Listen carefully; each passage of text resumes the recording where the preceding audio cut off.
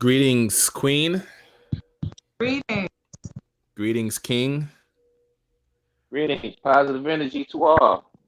Greetings, world. Welcome to another edition live hosted by MEN-talRollaDeK. Title The Gems Within the Understanding.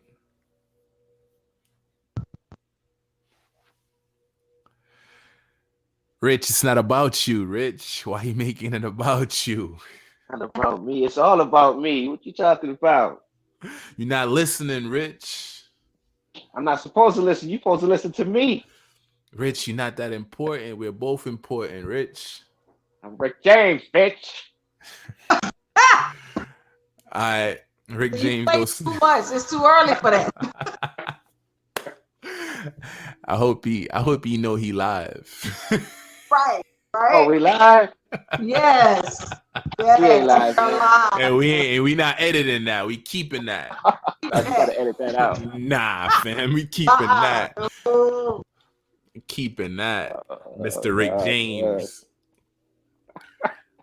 Yeah, Queen. The gems within the misunderstanding of men and women. The lack of listening. We hear more than we listen. We're saying the same thing. We're just using different words. Have you ever experienced a relationship where you want your partner to see what you're really going through, but in actuality, your partner make it about himself and you drop the gems in between and he fail to pretty much dig up those gems and use them to benefit not only the relationship but to excel himself and you, but he maintained his balance on your surface, so the relationship went awry and you divorced him in your mind, walked out of the house in your mind, terminated a relationship in your mind, but your body remains in the same location, but you've already been gone mentally, physically, Who and male you reading spiritually. up here? Whose mail are you reading? This is a dramatic question. I know, right? Shoot, I was like, oh, I'm ready for the sermon. I'm about to pass an offering plate in a minute. Uh, Talk to Hey, us. go ahead, preacher. Preach that. Preach that question. And I I know. say, in the let me. It's all about fun, but with sincereness and It's a serious question. It's a very serious question. Um, and I'll answer your question. Yes, I've definitely had that share. Go deeper. I'm gonna mute my mic.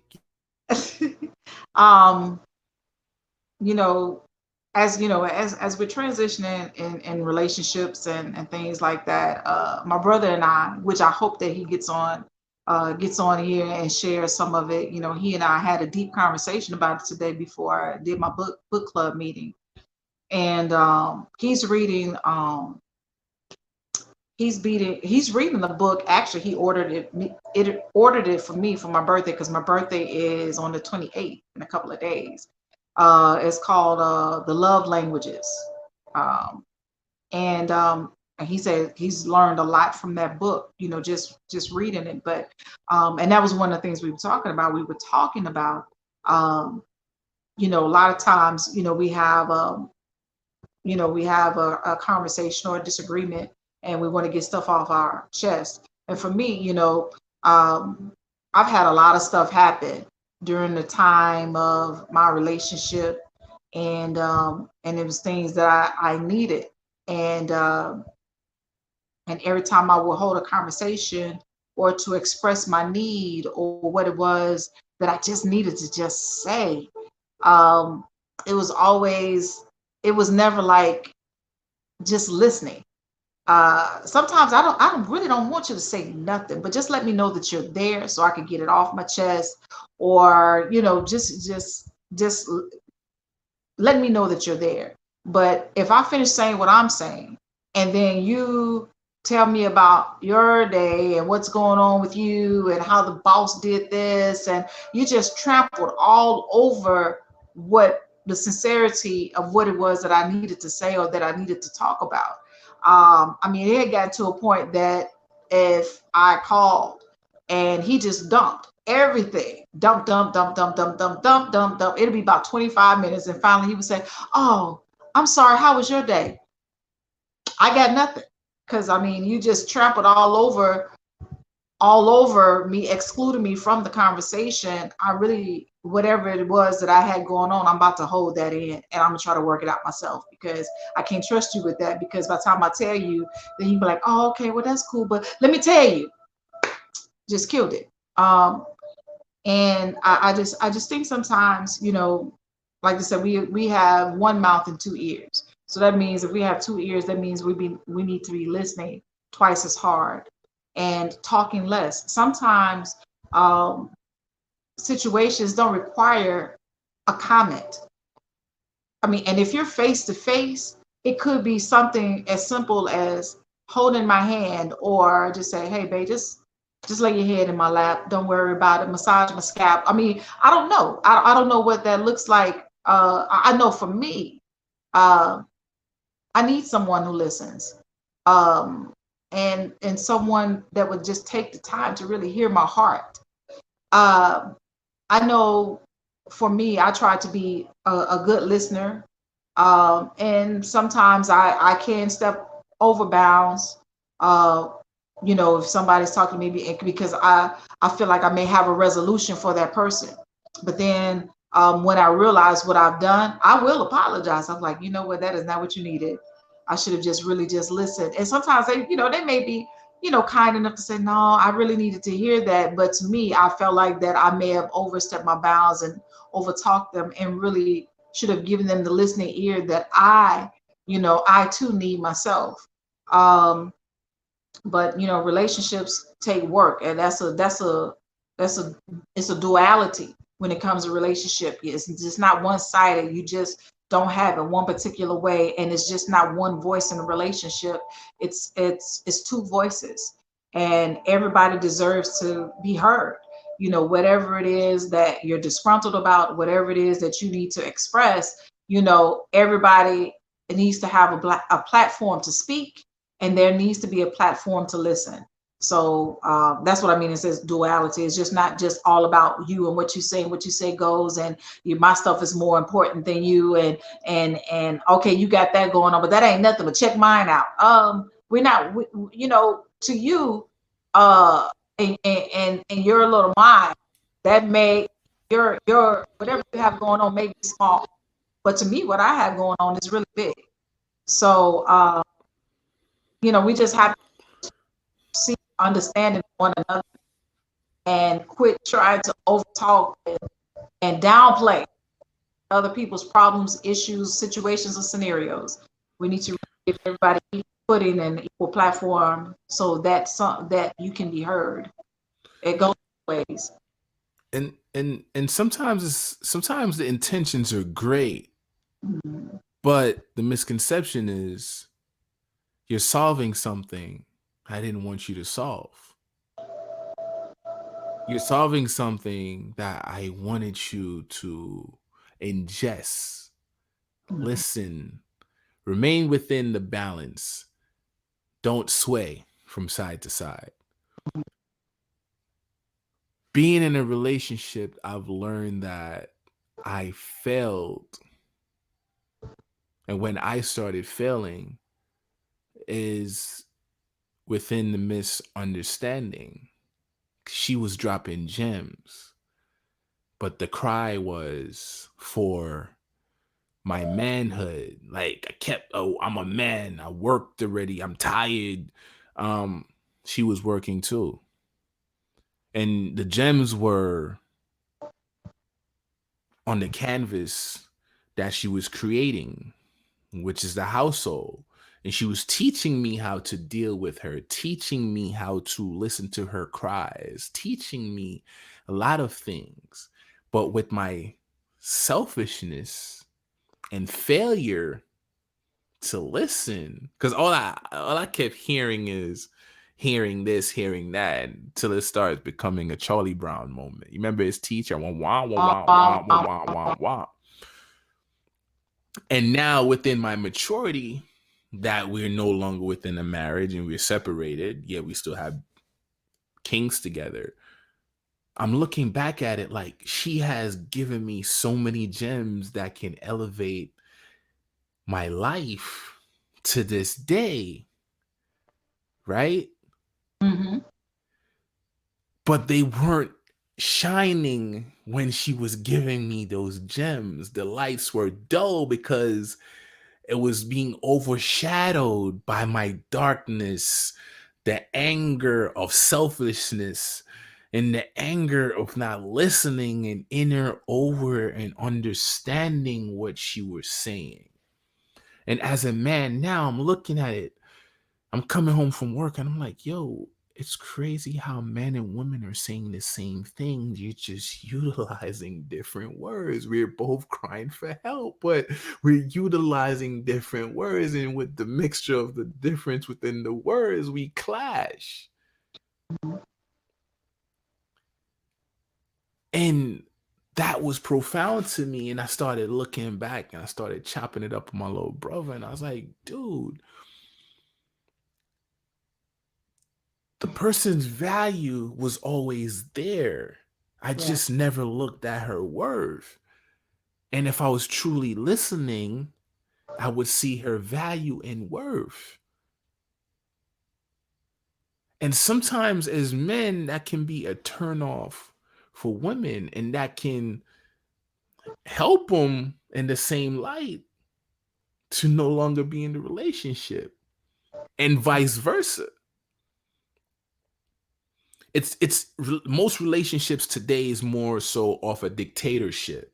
It's more so off the reflection of our uncles, our mothers, our grandmothers, our friends, our best friends, our associates, or whatever. Everybody has an input. So it's like we're going through a file cabinet. Oh, then my uncle quoted this. Oh, my mom quoted this. Let me pull this out. It's from my sister. Right. But your sister and all these people are not within your relationship, so you have to create your language within that relationship to come to that center of Right. that relationship, because y'all saying the same thing, but you remain on the surface and never went deeper within whatever was going on. Like Rich favorite terminology, the problem or the answer is always within the problem. Mm-hmm. And that's what I've learned. That's good, man. Y'all too deep for me. When y'all start talking about hogs and chickens, let me come in. You know what? Hey, you've been through it because you've been married, man. You got it in you. Yeah, you can contribute. Quit playing. Where did you slip Hey, up, Rich? Where did you slip up in your marriage? When did you stop listening? And when did you realize not listening was costing you an extra leg? well, Sister Shay kind of summed it up. We got two ears and what, Shay? One mouth. That kind of sums it up. But boy, we forget about that, don't we? But what makes us forget about that? Let me put myself in it. What made me forget about it?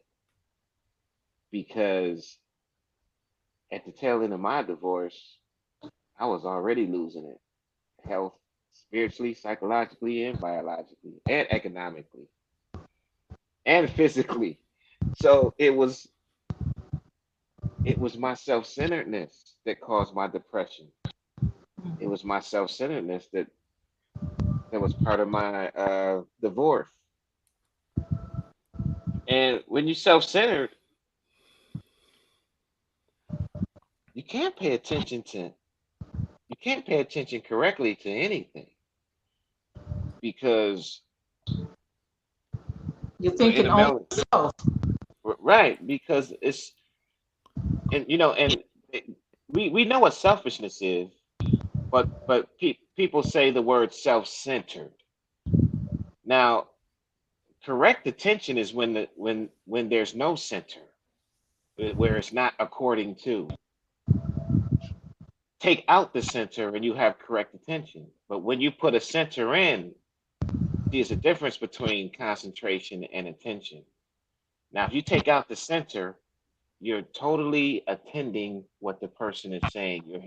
You're really listening, and you have to care about a person to listen to a person in detail.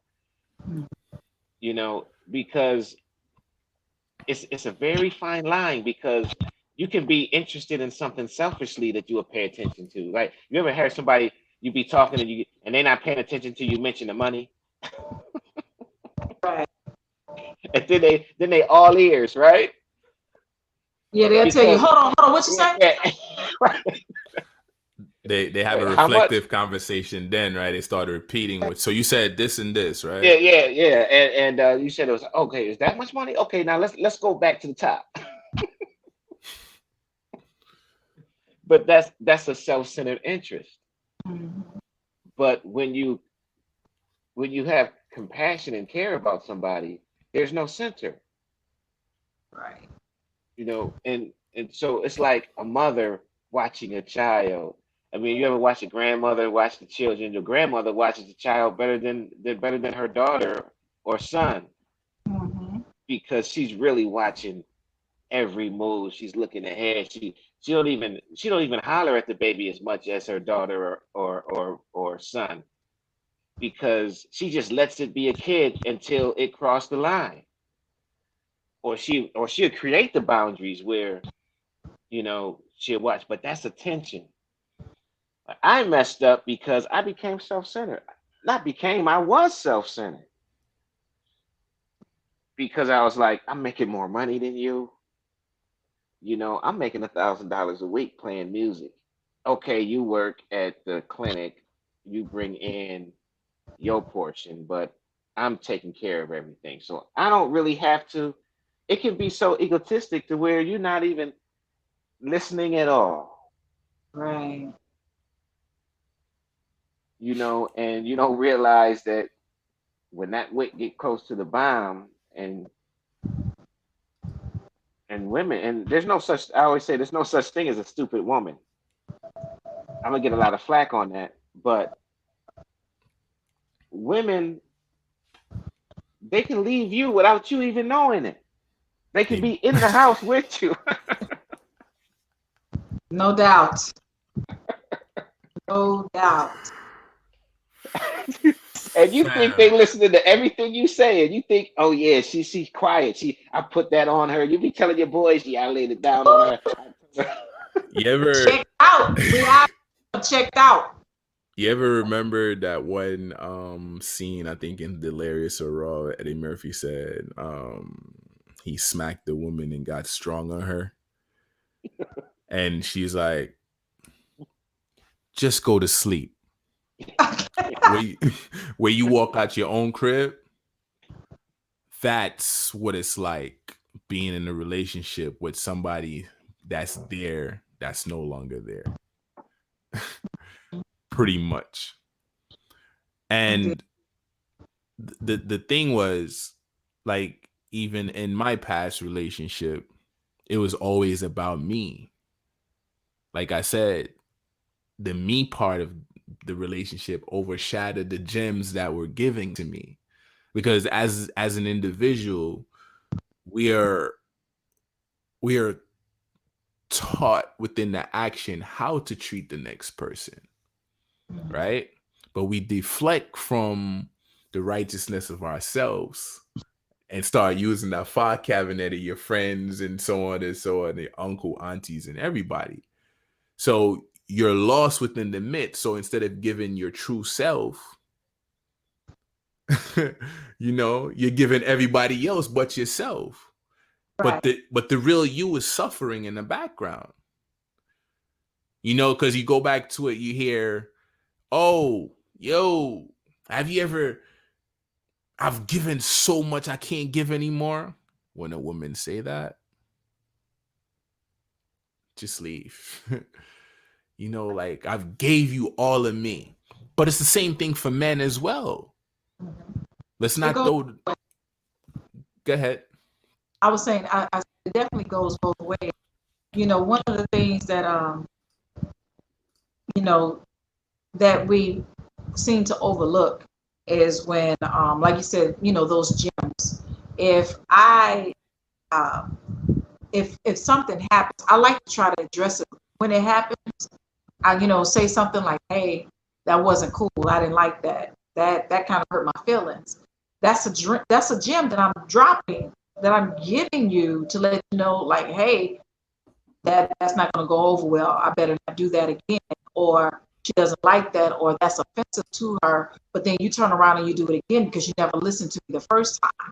So now, when I tell you again, I'm telling you with some authority. You're not going to like it when I tell you with some authority, because I felt like you should have gotten it, initially. And, the fact that I have to keep pussyfooting around conversation to pacify ego is very frustrating, because uh, because because you didn't get it the first time, and so I should understand it and I should be able to do it again. No, after so many of those episodes, uh, wisdom should kick in, and if you care about the person that you say you care about, if you care about me, say you care about me, then you would take those gems that I've given you to make our relationship better, so we can grow and be better, stronger together. And I find that's been hurtful for me, because I think I'm pretty transparent. I'm pretty genuine about who I am and what I like, what I don't like, and this, that, and the other. And I'm always going to be his biggest cheerleader. I'm going to be in your corner 110%. Whatever you got going on, hey, babe, I'm going to push you. I'm going to encourage you. I'm going to be right there with you. What is it? How can I help? Because if you're stronger, and then see, I do that because when I'm falling short, or I feel like I don't have inspiration or the motivation, I feel like, okay, I dropped enough, to him, that he should be recharged, that he can deposit, help recharge me on the days that I feel depleted. And so when you don't get that, it's very frustrating, very hurtful, and only so many of those can be issued out before a person will check out. Y'all can share the same space. Y'all can eat at the same time. Y'all can sleep in the same bed. But if I'm next to you and I'm checked out, I'm checked out. I've set in my mind calendar about when, where, and how I'm going to do what I need to do to make sure I bring myself to a much state, and that peaceful state will be without you. Your mic, unmute your mic and unmute it again. You sound kind of in and out. You sound kind of choppy. Oh man, really? Yeah. Okay. Okay. Um. I don't forget Cool. everything I said. I don't know when it get messed up. It's it's I, it's I hope it, somebody got it though. So it's fine.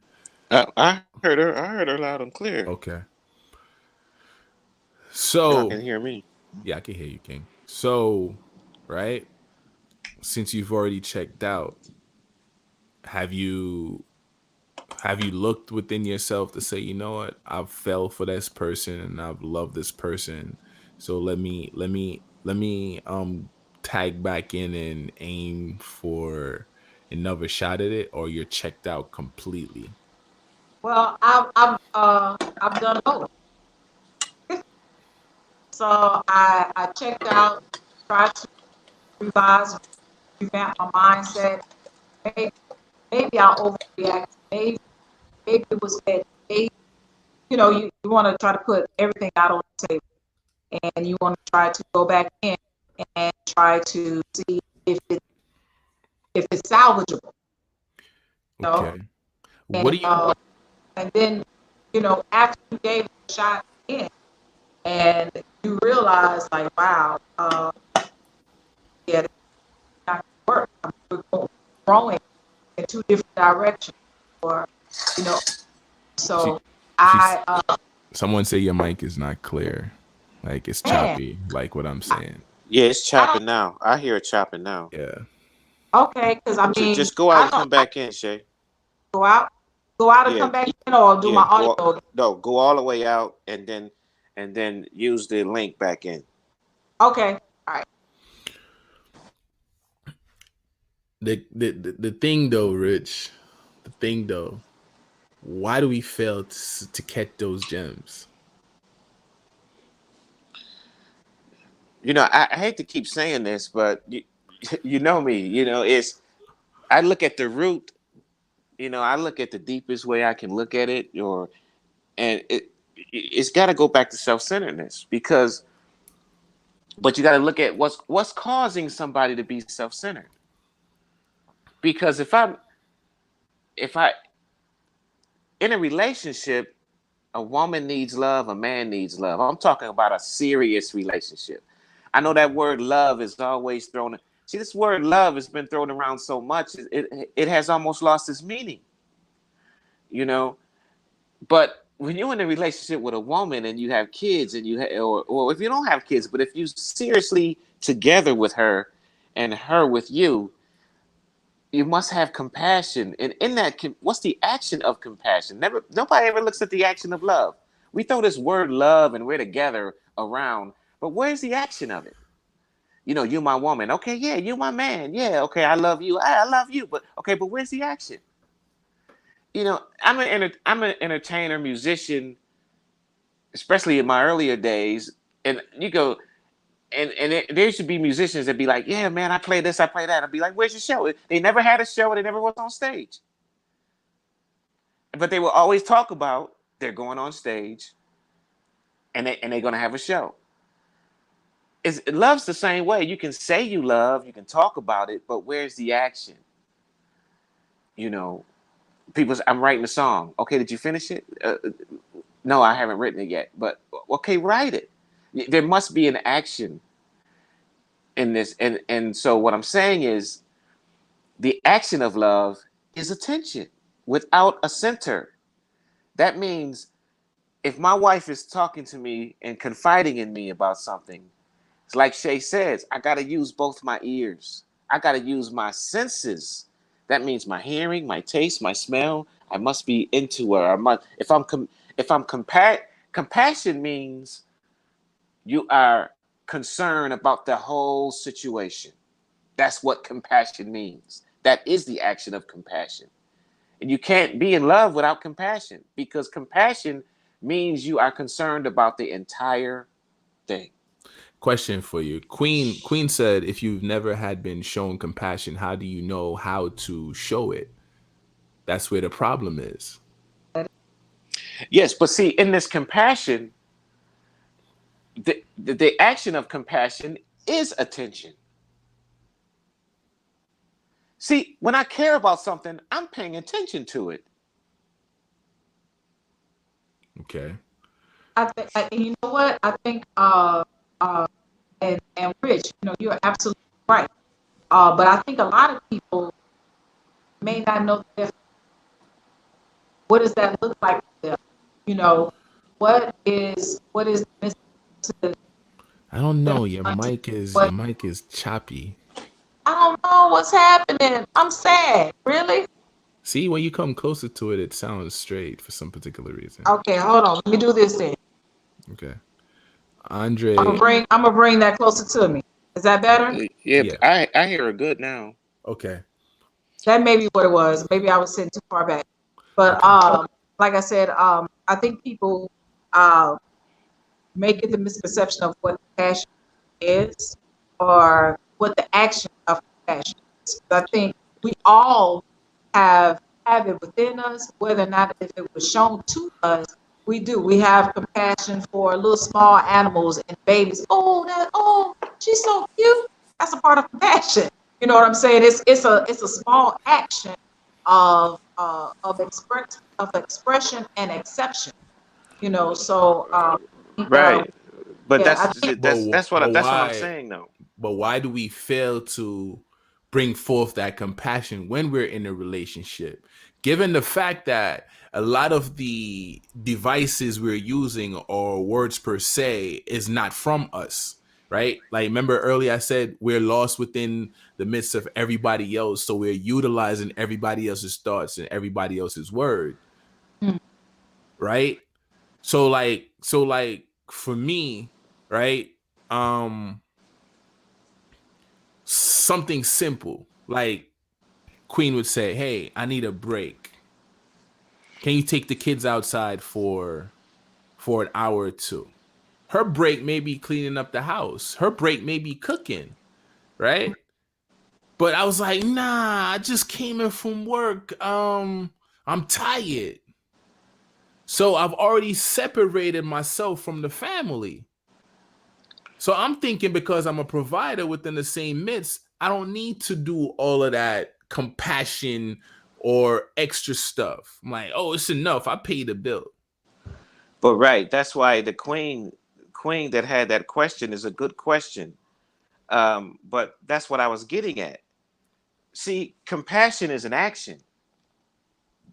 We need to get rid of words when it comes to having a relationship because words don't make a relationship. Action does. So the action of compassion is listening. That is one of the branches of the root of compassion. And what's deeper than compassion, you can't have compassion without love. mm, If I'm if I love you, there is action. That means there is no self-centeredness. There is no center in myself. There is no selfishness controlling our relationship if I love you. So that means my compassion is not thinking about myself. So if I come in from a hard days of work and she says, "Well, baby, could you just help me lift this over here? Don't you see I just came in from work and I'm huffing and puffing?" See, that's not thinking about her. See, that's a self-centered answer. When you love somebody, you think about us. You don't think about me. Just like when people argue, you hear a lot of I's. It's I. Well, I thought this. Well, I said that. No. That's what about us? See, the compassion is in us. The compassion is the action of us. So if my wife is talking, my compassion, the action of my compassion is I'm attending. I'm listening. I'm listening to her. I'm listening to her totally. I'm not even thinking about myself. And that is the action of compassion. So compassion is not something that can be cultivated. It's not something to where you can do this and then that happens. Once you start caring about somebody, the less you think of it yourself. But we've lost that because we've made terms and definitions out of a relationship. The yeah, relationship tells you what it is. You can't tell the relationship what it is. So is our own ideologies pretty much that make us go astray within the relationship, right? The way we're solving the puzzle per se, the way we're making it about us, right? Like me aiming to solve her issues when in actuality she don't want me to solve her issues, or she's aiming to solve my issues when, you know, vice versa. And at the same time, me being within myself and not expounding upon it so she can actually aid me within the matter. You know, you ever been upset and somebody keep asking you what's wrong with you, and it's like nothing is wrong with me, but they clearly can see that you're upset. So mhm, you're lying within the relationship. mhm, Yeah, but you know, a good question to ask somebody you're in a relationship is, how are we gonna do this? What does this have to do with us? You know, a relationship should never be one-sided. This is why you call yourself being together. But are you really together? But see, that's what we're talking about. What separates, what What's divides up? you.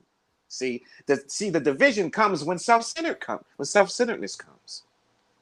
The relationship is always about us. I don't care if I work 2 jobs and I come in tired.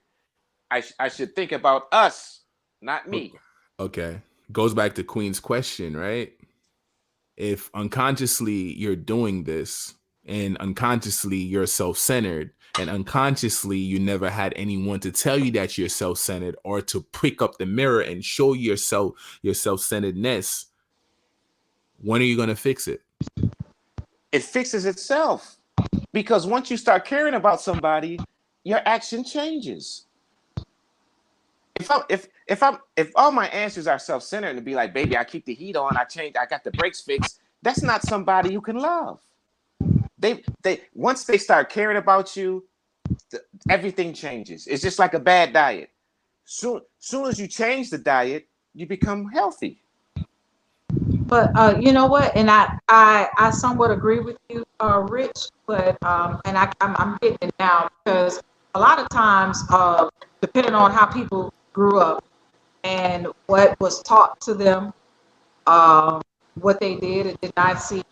You know, I didn't grow up. I grew up in a single parent household, so I didn't really get a chance to see my mom engage into like a really serious relationship where I could see the giving and the compassion. I mean, I didn't see that, but I had compassion through family.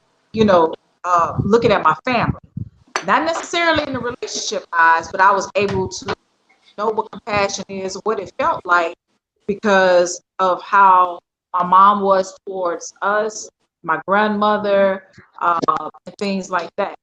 So, oh, that's the brother right there. Greetings, Uh, Yeah, King. Welcome, man. welcome. Hey, what's up? What's up? What's up? Yeah, How but you? what I'm saying, Shay, yeah. I'm not saying that. See, some people just don't love. I mean, if if I grew up under um a lot of under conflict and complications, it's going to be hard for me to treat a woman right. If I watch my father beat my mother down every day, it's going to be hard for me to have a relationship without being dysfunctional in it. You Mm, follow me? yeah. Now, it doesn't mean that person can't love, because there's a saying to be like, well, he comes up with, he came up without his father. I know a lot of men who became successful who never had a father in the house. So, but it's just tougher for someone to love who grew up in a dysfunctional household. But love is a natural thing. You're going to be attracted to someone. But if you grew up in a dysfunctional household, you seen your father slap your mother around every day, you're going to think that that's normal. Right. But that's not love. But what I'm saying though, when love touches you, when you start to really care about something, you change. So, what do you say to the queens that will tell you that it won't fix itself? Rich, And where my When brother go? when when you say it won't fix itself, meaning meaning the last statement that you made. meaning that some people wait for a relationship to work out. Yes.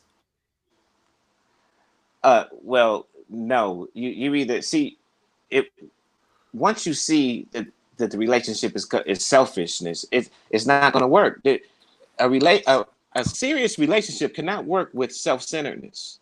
Greetings, Queen. You know, Hello, greetings. and the point I'm making is self-centeredness kills relationships. It's slow suicide waiting for somebody to act right. She But wanted to ask you the question personally. oh, okay. You turn your camera around. No, I was. You're turned sideways. I am. Oh, okay. Next way, you're upside down now. Okay, There wait, you wait, wait. go. There you go. Did she want to ask the question? I'm upside down. Oh, Yeah, you're okay. good. You're Well, good now. No, look, I'm turning like this too because she's sideways for me. Oh, she's am good I? now. Yeah. I think she's sideways for me. Eddie, is she side me head? Is she sideways for you too? Yes, she's sideways. Now she's straight. Oh, Not yet. Hold on. It was Yeah, all she's right. straight like that. and she's sideways for me. That's weird. Oh, hold on. Oh, maybe Okay. I turn mine sideways. Am I sideways? Yeah, you guys Oh, are you're good. sideways. That's probably what it is. Turn your camera back this way, Queen, because now you're good. Yeah, there you go. You're straight for me. You're straight for me. Yeah, you're good. Okay. Yeah, you're good. All So right. what is it you wanted to say when he stated that you saying that it can never fix itself? What do you mean? What did you mean So by that? what I mean is when I say it can't fix itself is if we don't know what something looks like, if we've never been introduced to anything, how can it resolve itself? Okay. What the point I was making is some people just don't know what love is because they grew up in a dysfunctional place. Absolutely. So but when you start to care about somebody, see when you become interested in something, you change. Now, that person who grew up in a household where he watched his father slap his mother around, he'd be like, okay, I love her, I'm into her. He'll think that slapping her around is how to communicate, Mm-hmm. but that's not love.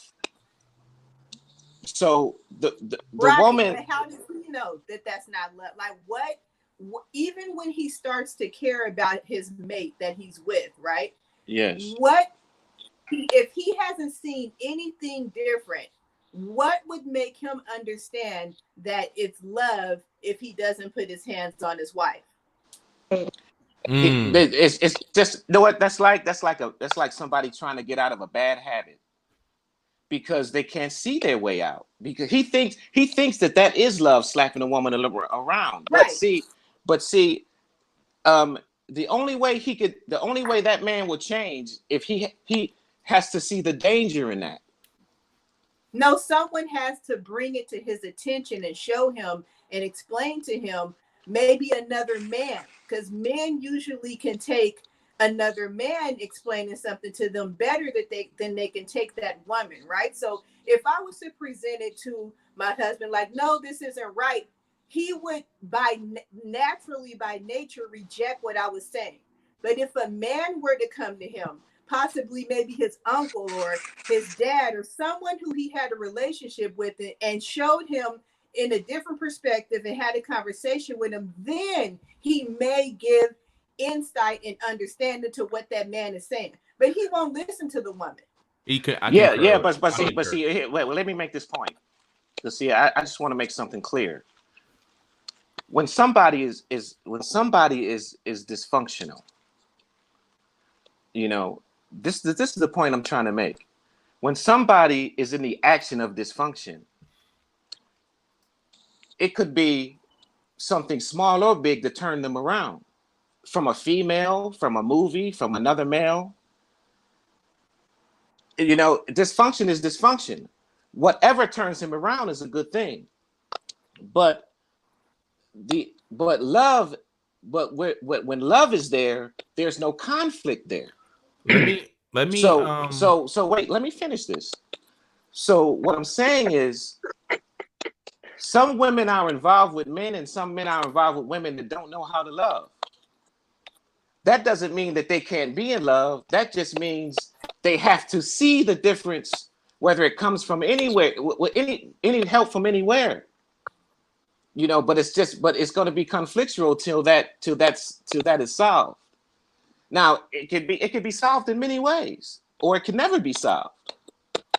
But you can't let it be so conflictual to where it's destroying the relationship, to where it's physical and all that. But but my main bottom line is, love is an action, and we must really pay attention to it deeply to see to handle the disorder when we see it the best we can. That's all we could do. You got anything to add, brother? Eddie? Oh, well, a couple things. I mean, you know, as we talk about dysfunction, just like you said, dysfunction can be fixed in many different ways. And for a man that comes from a dysfunctional household where, like you said, if he was seeing his father beat his mother, that man has to, just like the sister said, that man has to, maybe somebody need to bring it to his attention, and you know, it has to be somebody who he trusts and somebody who he, will listen to on as far as the opinion goes. Now, for him to change, he has to want to change. You can put it in writing, you can put it on a postcard or a postboard. It don't matter unless that man decides he wants to change and see the need for change. Because sometimes, if I don't see a need for change, I'm not going to change if I think that whatever I'm doing is okay. I have to Yeah. see a need for change. That Yes, it's up unconscious, to that person. that unconsciousness, right? Yeah, And where did I concur with Queen was I was within that action, right? That I felt like coming home was the norm, going out and getting the money and come back was the norm for me. So through looking at providing, I said unconsciously, screw everything else. Like I didn't even want to tend to my own kid, or I might tend to him for 5 minutes or whatever, because nobody have ever taught me how to be a father. right, A fatherless child is now a father. I didn't have any examples. So I'm in the file cabinet of another man that's telling me, oh, put your foot down within the relationship. But within the relationship, it didn't call for me to put my foot down. See, as men, we tend to fight for manhood, but everybody see us as a man. So within that stigma, we always say, oh, I'm a man, you can't do this, talk to me with this. But it takes two people to argue. It takes two people to have a disagreement. So where the confusion comes from is the fact that she is hurt and she wants you to see that hurt, but you're also forwarding your hurt on her. So hurt is negating hurt. So you fail to listen because you're pushing your hurt forward and she's pushing her hurt forward. Nobody's listening to each other. So in actuality, you're crying for the same damn thing, just using different freaking words. right. Mm-hmm. That's exactly Yeah, what it is. yeah, that's what it is. But both have to realize that they both need love. They both, if they want to be with each other, they're gonna have to love each other. But in that action, is like brother said, if the man is the problem, he's gonna have to change. And sometimes if it's hard to have somebody change if you tell them something. Sometimes you can just show them what order looks like, and that'll help them change. It's like a man who thinks he's got a nice suit on that's dirty, and a man walks by him with a clean, nice tux. See, he sees what order is. Sometimes that changes you. It's like putting a clean glass next to a dirty glass. Sometimes a person changes when they see the difference. But you know what I've noticed, and I've done this. I'm guilty of it. I'm greater now, but honestly, it never worked. What worked for me? I was in a relationship with the queen, and what really worked for me is me talking to another brother about it, and that didn't even work. It worked to an extent. It's like putting a band-aid on the cut, right? You know when it works? When I was losing the relationship. That's when it started working. That's when I started paying attention. Like, yo, I got a gravel now. So, oh, you want me to change? I'm going to change. But that's the form of insecurity within you as well. So you still haven't changed. You haven't learned anything. That's why it's good to break. That's why when she asks for that break as a man, that break is not only for her, it's for you as well. Well, it's like what I said earlier. Sometimes people change when they see the danger. Oh, I'm losing something. But still, it's like what brother said earlier. The person has to see and change himself. It's like when people say, I'm gonna beat my child till he gets it. He's just not gonna let you catch him the next time. If you slap your woman, she's just not gonna let you catch her the next time. That's not learning. It's the action. The action within everything else. That's Yeah. pretty much what it is. But why? Question for you, Queen. Why must we lose something in order to cherish what we have? Hmm. So is that question for me? Yes. Okay. So when you were speaking of break, like that's what I kind of focused in on is the break, right? And I think for us in our culture as a people, we don't get breaks. And I think that is the problem. I don't think that it's necessary to lose if we had that break. Like if you trusted each other enough to say, okay, my wife does need a day away from herself. And away from me and the family. And I trust her enough to let her have that time. Or the wife said, my husband needs some time away so he can regroup, so he can recharge. And I trust him enough for that to happen. You know, with us, we spend so much time with each other, around each other, tending to our children. Whereas in other cultures, they kind of understand the idea of the break. So they'll come and they'll, either come get the wife or come get the husband or the children so that they can regroup. For some reason in our culture, we don't believe, like, it's a trust thing. It's more of a trust issue, which is causing problems in the relationships. That's why we don't get the break. So once we do get a break, it's the end. It's the long break. So then we start to listen when, if we had time to regroup in the relationship, we may be able to hear each other. Wow. Good. Greetings, Queen. Nikki. Yes. Greetings.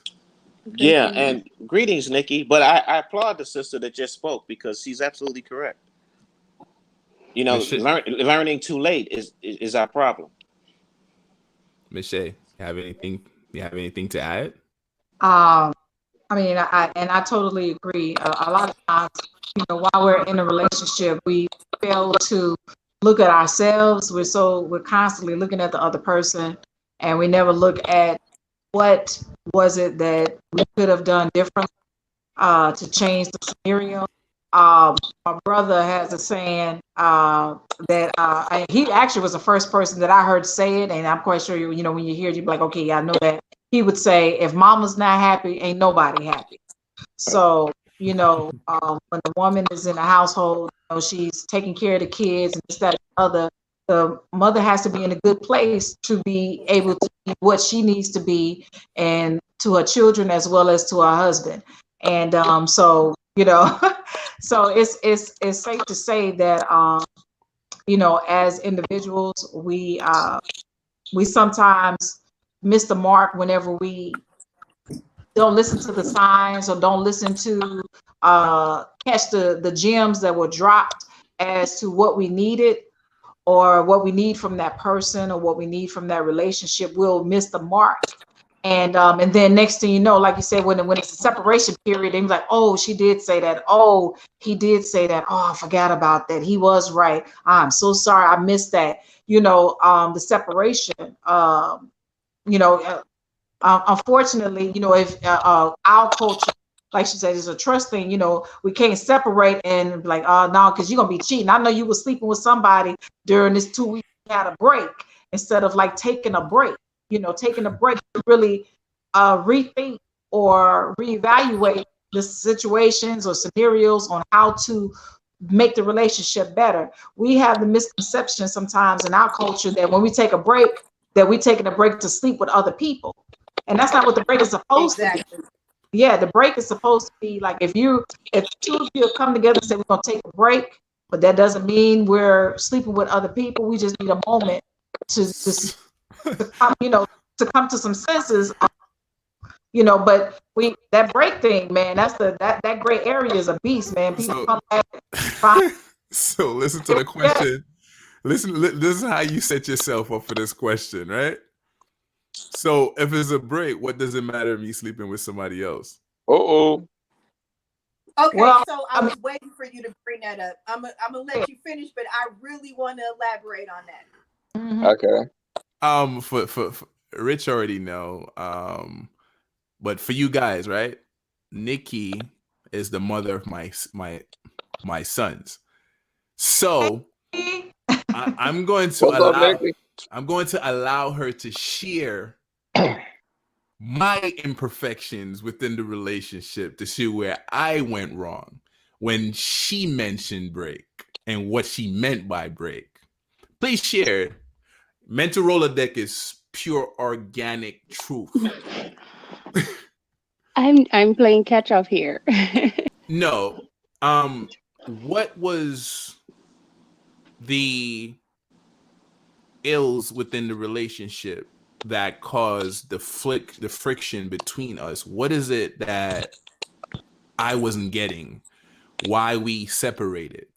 You can share it on that. I think I was putting so much information on you. You weren't getting enough time to process it. You didn't understand what it was that I was saying, and it's like you told me I was too expressive. Like, I told you everything, and at the time, I thought you were on the same level as me. As in processing stuff. But I think you had your own thing going on at the time. So whatever I was saying to you, it was burdensome because you would use the word like I'm annoying, and nagging, and it's always something with me. And I would try and tell you like, one with life, once you jump over one hurdle or overcome one obstacle, another one comes because you already finished that and you dealt with it and you conquered it. Something else is going to come. That's how you become stronger. But I think at the time you were dealing with your own thing, but you weren't telling me, you know. But when you mentioned break, when you wanted a break and you say, hey, can you take the kids for an hour? Or most of the arguments we pretty much had due to the misunderstanding, because you were dropping some gems. Like it took me now to really reflect on the relationship and saw that you were dropping gems, right? Mm-hmm. And Well, I didn't when with get the it. kids, what I needed was just a mental break. It was just an hour of the day because I was dealing with the kids, and it was new to me. It was new being a mother and being a wife, and I said that to you. I said all of this is new, so like I just need an hour or two, and but what I did with my hour or two, it bothered you because I would use it to clean. And I told you when I clean, it helps me to think. It helps me to relief. It does something for me, you know? But you wanted me to take that break to sit down and do something, you know? But with me, I work first and I party afterwards. I get things organized and I get the house clean and get everything together. And after that, I don't have to think about anything so I could party harder, you know? But there was conflicts within that, because when you finish cleaning and you're relaxing hmm and you want that time for yourself, it wasn't given to you. Because I had to be a mother. The thing is, Jermaine, like you used to tell me closed mouth don't get fed. I'm the type of person that if we're in a house together and we're supposed to be a unit working together as a team, I don't think I should be like, oh, could you warm up the baby, or could you change the baby's diaper? It's just something, it's like, and this is what I teach the kids: if you see something on the floor that needs to be picked up, just pick it up. Okay.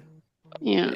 But given the fact that, and I think a lot of things that women don't look at, right? You guys were being prepared for a relationship. You were being prepared for marriage. We were all being prepared. Don't put it on the woman alone. No, we were not. Yes, we Because were. Yes, you guys no, were. How so? Because while y'all was in the house playing with dolls and houses One person cannot do a relationship. While we were playing with dolls, you guys were outside looking at us playing with dolls and imagine what you wanted to do with us in that doll. So don't do that. what? Oh, That was, Good hey, wait a point. that's minute. real Good Wait, talk. point. wait. Time out. Time out. Time. Punch and get out now. Hey, that was real right there. She ain't lying. She not lying at all. See, those of you who those of you who are new to MEN-talRollaDeK, see, we lay everything on the line. We like to get people sometimes. We just tell the truth about it, and Nikki knows also. So we have other people on the panel that I want them to, especially the females. I want them to uh, comment on that because I know Jermaine is strong in that, and Jermaine has a strong stance on it. On which part? Oh, what did you just say, Jermaine? You About being groomed for marriage? Yeah. Okay, well, here's the thing. You know, yeah, I was one of those females, my brother can tell you. I didn't have a lot of dolls. I had a Hot Wheels collection. So for me, that wasn't being Here's a groomed bullet. for wife. You understand what I'm saying? So I mean, I may have had them when I was up to maybe about 7 years old, but I had a Hot Wheels collection. So you And wanna so you're the so tomboy. You was a I was a tomboy. tomboy. My brother will tell you, I was out there playing football. I got a better arm than some dudes. She was never good at it. Huh? She was never good at it. Such a hater, bro. But I mean, but you know, for me, I mean, I can honestly say that that's you know that is not true for every female that we were quote unquote groomed to be a wife. My mom was a single mom ever since I was 8 years old. You know, so I didn't know what a wife looked like. You know what I mean? You know, as far as like the whole husband and wife and getting married and all that type of stuff. I got There's no married. standard for that. Right. What When I it's just responsibility. We were all given responsibility some stage in our life, and that's what relationship is. It's a responsibility. It's a job. It's something that you have to put into work and you get the result. It's responsibility. It's being responsible for another human being other than yourself. People have had pets. People have had car that they were responsible for, and they cherish it. They take care of it. You know. Okay, So but that's a good word, Nikki. Responsibility. And we have another female on the panel. You want to expound on that? You think the responsibility is big in this? Me? I'm sorry, I can't see her name. Oh, Shanae. Shanae, So, yes. okay. This is the part I kind of caught on, and the part about the women were outside playing. Well, I think the sister was saying that we were all kind of groomed, right? And what I will say is this, and I grew up American, but a lot of my family story sounds similar to you all's story. And the thing is, they loved the sons and they taught the women how to survive, right? So no, it didn't look the same for both of them. They weren't all taught the same type of responsibility. Things were a little less, we were trained differently than the boys. The boys were trained to kind of just be laid back and we're told to go to work and provide.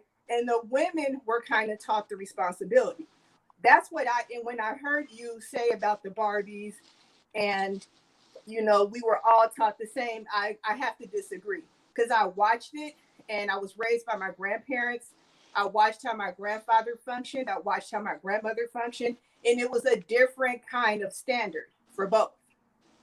So in me watching that, my brothers, they always had it a little easier. They were babied, they were pampered, where the woman was like, no, you're supposed to do A, B, C, and D. This is what you're supposed to do, and this is what you do. They do what they do, and you do what you do, because that's just the way it was.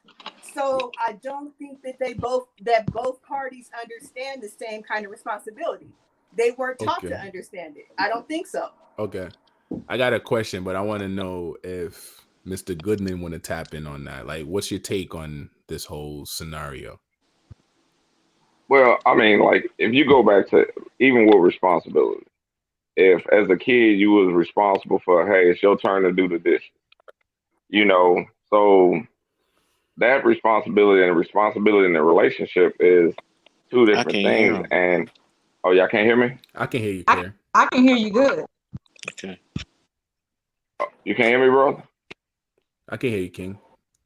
Okay. Well, so the It's thing about probably it is, me. so, huh? Oh, Oh, he's so gonna come in. He said he couldn't hear, but go okay. ahead. So the thing about it is, when we talk about responsibility when it comes to relationship, I think that varies based off each person, each individual. Mhm. Uh, my my level of responsibility may be different from somebody else's, and on the job training is the best lesson, the best teacher of them all to me. You know, we learn better as we go through it. You know, either you're gonna learn from it or grow from it. And so in relationships, I can look at now that I'm a little older. I can look at the error in my ways of relationships, of the things that I did differently. When, just to be 100% honest, I just really wasn't ready.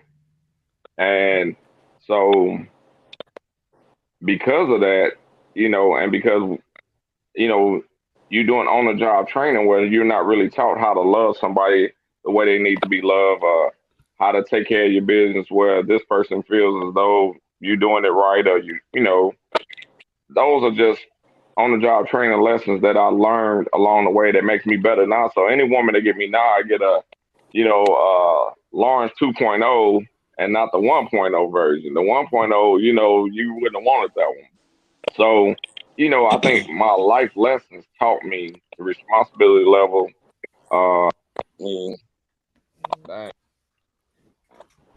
And up to All this right. day, though, right? And she said, I said that closed mouth don't get fed. Within a relationship, I still think closed mouth don't get fed. I still think I'm not a mind reader. I still think you have to teach me how to treat you. And if I am not picking up on those hints that you're giving, the relationship is going to go awry because I'm not a mind reader. So if you're hurt, I can't help you with your hurting. I can't help you to heal if I don't know you're hurt. It's the same way where Queen used to ask me questions, right? And when she asked me these questions, I'd be like, I'm good because I didn't know how to open up to anybody else. There was a force field up because I had trust issues. So But and you know what? I'm sorry, King. I don't mean to cut you off. I mean, and I get it. You said you had trust issues, but here's the thing: where we missed the mark when you said closed mouth get fed, right? mhm. Well, you know, Nikki was telling you, but then you would respond with, "Oh, you're too sensitive, or you're too expressive." So she's telling you, but you weren't getting it. So, uh, so you know, you have to be able to. You can't just hear the person. You got to listen, and you got to listen with your heart. You know, it goes both ways. So a lot of times we jump the gun and we want to say what we said, when and how we want to say it, and all this type of stuff. And you know, as a person on the other end, sometimes we just got to listen. You got to hear it out, and then respond later. If you know if a response is needed, but you can't respond with you're just too sensitive because what's going to happen is it's gonna stop that person from telling you anything, and then eventually they making mental notes. You don't know anything. It's like you're right. You don't have a crystal ball because after a while, if your response is that, it's going to shut the person down, and then you're like she doesn't say anything. I don't know. I mean, because you killed it the last few times that they said it. So and when we start seeing that, we have to make an adjustment because what we're doing is we're pushing that other person away. You got to be able to hear the other person. I mean, not you. You got to not just hear them, but you got to be listening and catch the gems because you missed the gems. She gave you the gems. You're right. You don't have a crystal ball. She told it to you. but So we look, got to be able to take those gems and but see them. Yeah. but look, within the same light, and most of the gems I received them, but she may have wanted me to receive them then and there, right? And that may be a different way I have to learn. If you want me to do them today and I learn tomorrow, but you took a mental note and you're penalizing me for learning tomorrow, we still have an issue. No, Jermaine, I didn't, and I've said this to you multiple times. As an entrepreneur, an upcoming owner of a business, you have to train yourself on how to do problem solving right then and there. Has something awry? Today I was listening, like, I forgot who it said, like, you got to look at your father as your manager. It's like a partnership. The relationship is a partnership. So sometimes I tell you to treat me like you're treating like an employee. You have to learn how to respond, you know, quickly, and not with emotions, logically, like a logical response. And that's going to take you to get out of your head. And what the young lady said, Miss Portia, Pasha, Shay, you're good. Pache.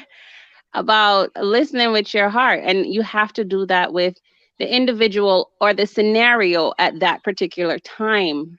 You have to listen with your heart. When they leave, then you let go of the situation.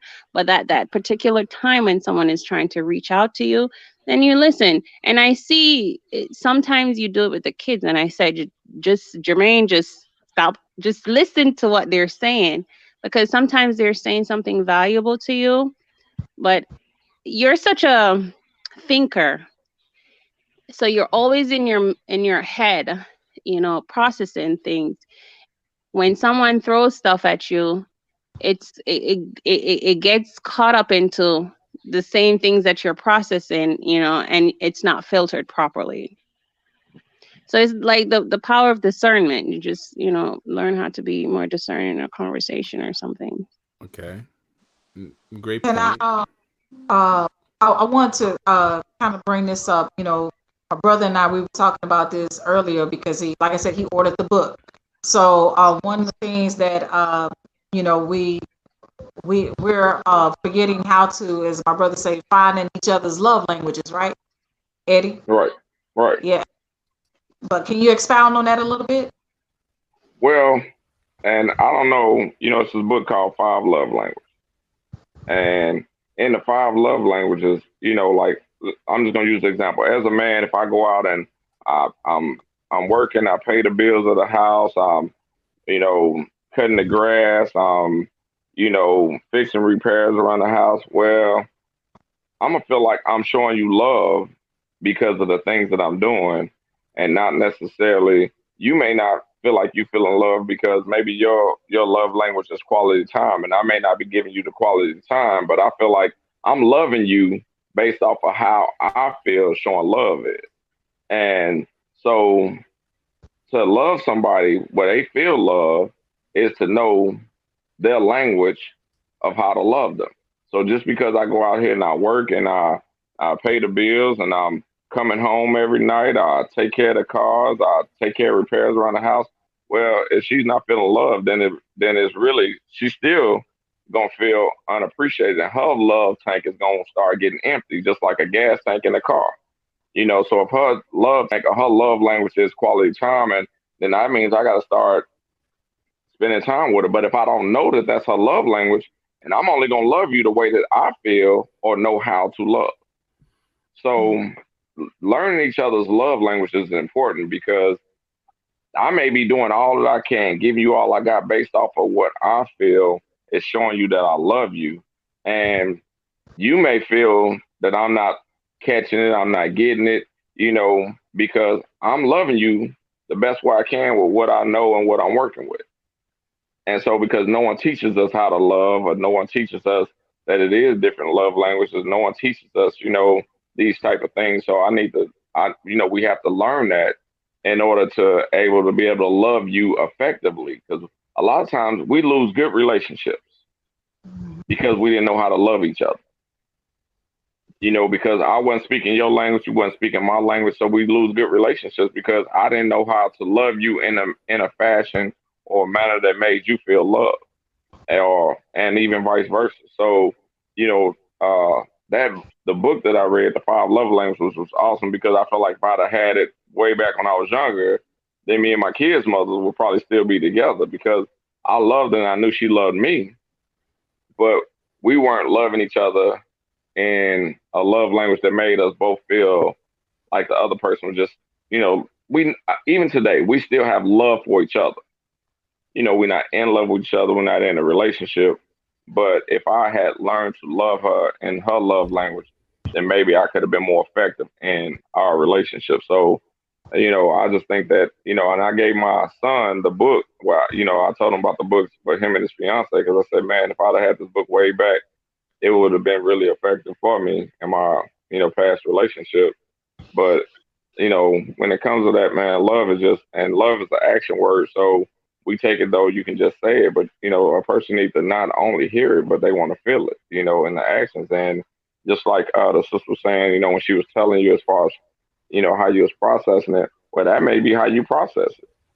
But I can't change who you are. I may want you to do it differently, but I have to try to almost accept it and work with what I got, you know. And I feel in a lot of relationship and instances that's where the problem lies, right? Because we want the other person to take on whatever we're reflecting, right? And like you said, Mhm. that may not be the language of them, right? We're trying to Mhm. force our language onto them. Right. So if they don't pick it up right away, right? That's like a strike against you. So it goes back to everything that was spoken tonight. Like, oh, if I didn't have that father to show me how to be a father, there's gonna be a piece of the puzzle that I'm missing. If you didn't have that mother to show you how to be a mother, there's a piece of the puzzle. Listen, so you might look at love as getting abused, and I'm from the outside looking in. That's abuse. That's not love, right? Right. But if I could talk till I'm blue. If you don't get it, you don't get it because Right. that's what you're used to, and vice versa. So sometimes you're right. We do have great people within our lives, but we don't know how to express ourselves, especially as men. We keep a lot of shit inside Right. and we hold on to a lot. Like her, it would trip me out. We can just have an argument. She cursed me out. And within the next hour, she's good. And I'm looking at her like, you just cussed me out. What the no? And I'm like, how can you be good so quick? And I'm like, yo, that's fake. Like, I'm watching you like, yo, no. And then I might hold on to something and I come back next week and she be like, oh, it's too late. I wanted to do it then and there. So there was a conflict there, you know? And like I said earlier to Rich, it's like I was fighting for my manhood, but nobody says I wasn't a man. So that was Yeah. the wrong thing to do, right? But But go ahead. I know you go ahead, finish. I'm sorry. But a woman is a woman, and I feel like women relate better to other women, as in men relate better to other men, right? And that's still a thing for me.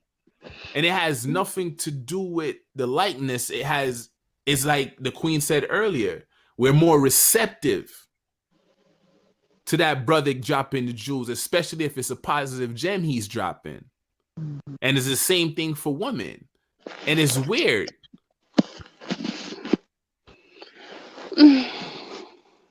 Go ahead. It seemed like you have something. And it's no, because I mean, not say no to what you just said, but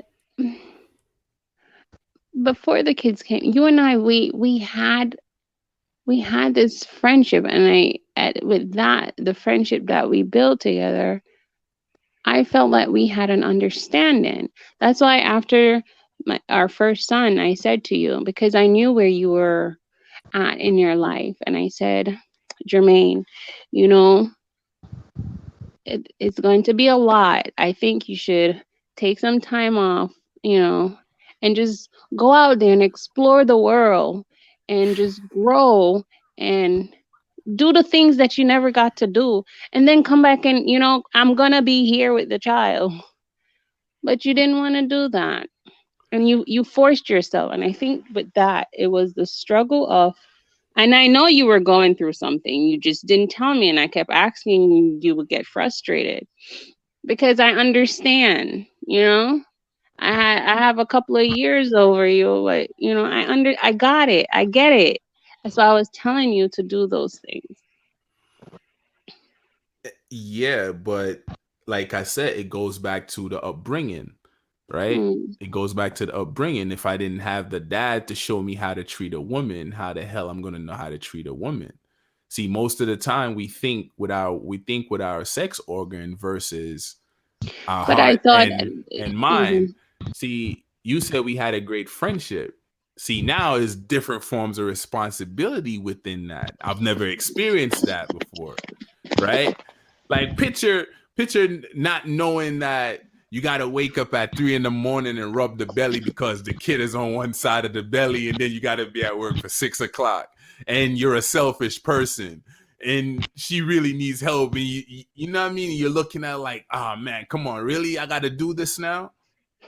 You get what I'm saying? Not knowing these Yeah. things. Or the baby's crying, you never done it before, you looking like, oh, I need sleep. But this baby's Ooh. saying, yo, you're hungry. I need food. So screw your sleep. And she be like, oh, I did it the last time. Now it's your turn. Right? Yeah. So it's Yeah. like I was in a relationship and it was 70-30. I'm beating up my chest like, oh, I got the money coming in and blase blah and this and the third. That's it. I'm tired. And the crazy thing is like she allowed me to take and take and take and take, and then she snapped. And I'm like, yo, open your mouth, close mouth, I can't fix something if I don't know it. But even when she was telling me I wasn't fixing it, right? I would patch it up for that moment or whatever. So now I'm the man that she wants now, but we're separated. It's too late, right? But the relationship has been different. I look at it like, yo, listen, I don't want to argue anymore. I want to make sure you're good, because if you're good, I know the kids are good. Or whatever. Before she started an argument, I will feed into it. I'm like, what? What? And keep going back and forth. And nobody was getting what they were supposed to get. There was no balance there. It was just anger. It was just pain. And that's why I said I titled this live "The Gems Within the Misunderstanding," because we were both crying for something, crying for the same thing, but using different words. Well, I'm a man of many wishes. Hope my premonition misses. But what I really feel, my eyes won't let me hide. 'Cause they always start to cry. Hey, King, this is the 'Cause consistency. Jermaine and Nikki, it's a goodbye. Nobody said it was goodbye. It's never goodbye. We have kids together. That's right. Just until later. Yeah. Well, That's right. the brother was hitting on something earlier. See, communication is a relationship, is it not? Yeah. You gotta know the language. You gotta know the language. If That's it. Jermaine is speaking French and Nikki speaking Italian, what's going on? How can she, if she open her mouth, you still can't understand her? That's right. But now it's so crazy where I'm at now, right? Where I'm at now, she still don't believe it. She's still judging me from past events. Uh-oh. No. And I'm like, wait, let me finish. Okay. Like sometimes when certain things get done or certain things happen, it's like, wait, what? Yeah, he got a point there, Nikki. He is Like a changed what? man. Like what? And she used to hit me. She would be in the ring and she would hit me with the inconsistency. Boom, boom, boom. You're not consistent enough. Boom, boom, boom. And I'm like, wait, yo, hold on. But I'm making the changes. Yo, you got it. It's like she want me to throw a 1-2-3 uppercut, and I'll throw a 1-2-3 and miss the uppercut. But the uppercut was a stabilizer. I'm like, yo, you keep missing the uppercut. You're not consistent enough. But yo, I threw 3 jabs. Like, can I at least get credit for the 3 jabs I threw? No, So because we don't teach the boys that. I, hey, I'm gonna say this though. Nah, what she said is really true, and I just got through telling my son this, and which is crazy because in life, no one cares about the effort. We all just care about the result. That's it. So if she needed that 3 combo and that uppercut, and you did the 3, but you forgot that uppercut or you missed it. Hey man, you missed it. You know what I'm saying? Like you ain't getting no pat on the back, man. I told you a 4 combo, left, right, left uppercut, and you missed that uppercut. Hey, when you come to the corner, ain't no pats on the back, man. Why you missed that uppercut? Why you keep missing the uppercut? So it's really on us, to just develop. as individuals to hey, at the end of the day, especially as a man, we not getting if you don't finish, the end result is all that matters. See, but now where I'm at, I don't look for the gratification, because the That's it. gratification doesn't matter, because It doesn't matter. being a man and a father doesn't stop here. Nobody That's has the actual answer for all the things. We're still learning. So something that's may right. change now. I may want to implement within our friendship and us being parents together. You get what I'm saying? Yeah, So I always give her roses, bro, because she's a great mom. I always right. salute her, and I salute her every single time. Like, even when she's not around, I'm bringing her up, indicating some things that she taught me. Because behind every strong man is a even stronger woman. You get what I'm No saying? doubt. No And doubt. she has taught me a lot, and I've improved on what she have taught me. But within the midst, I think sometimes too in relationships, and this is a general statement, when we fail to be friends, if you skip friendship and go straight to the living together, right? It becomes problematic because you Mhm. didn't have enough time to learn that person, they likes, they in and outs, the do's and they don'ts, right? And Right. sometimes when we have insecurities, right? We make that person a priority. We forgot to love ourselves, right? So with the loving of yourself, you build that security, and you don't make that person a priority, and you just flow naturally. So you erase the judgment out of everything that you do, right?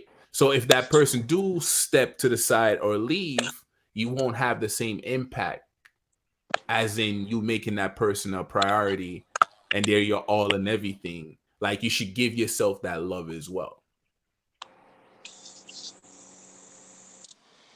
Lately, I have had the strangest feeling. So, what's the language?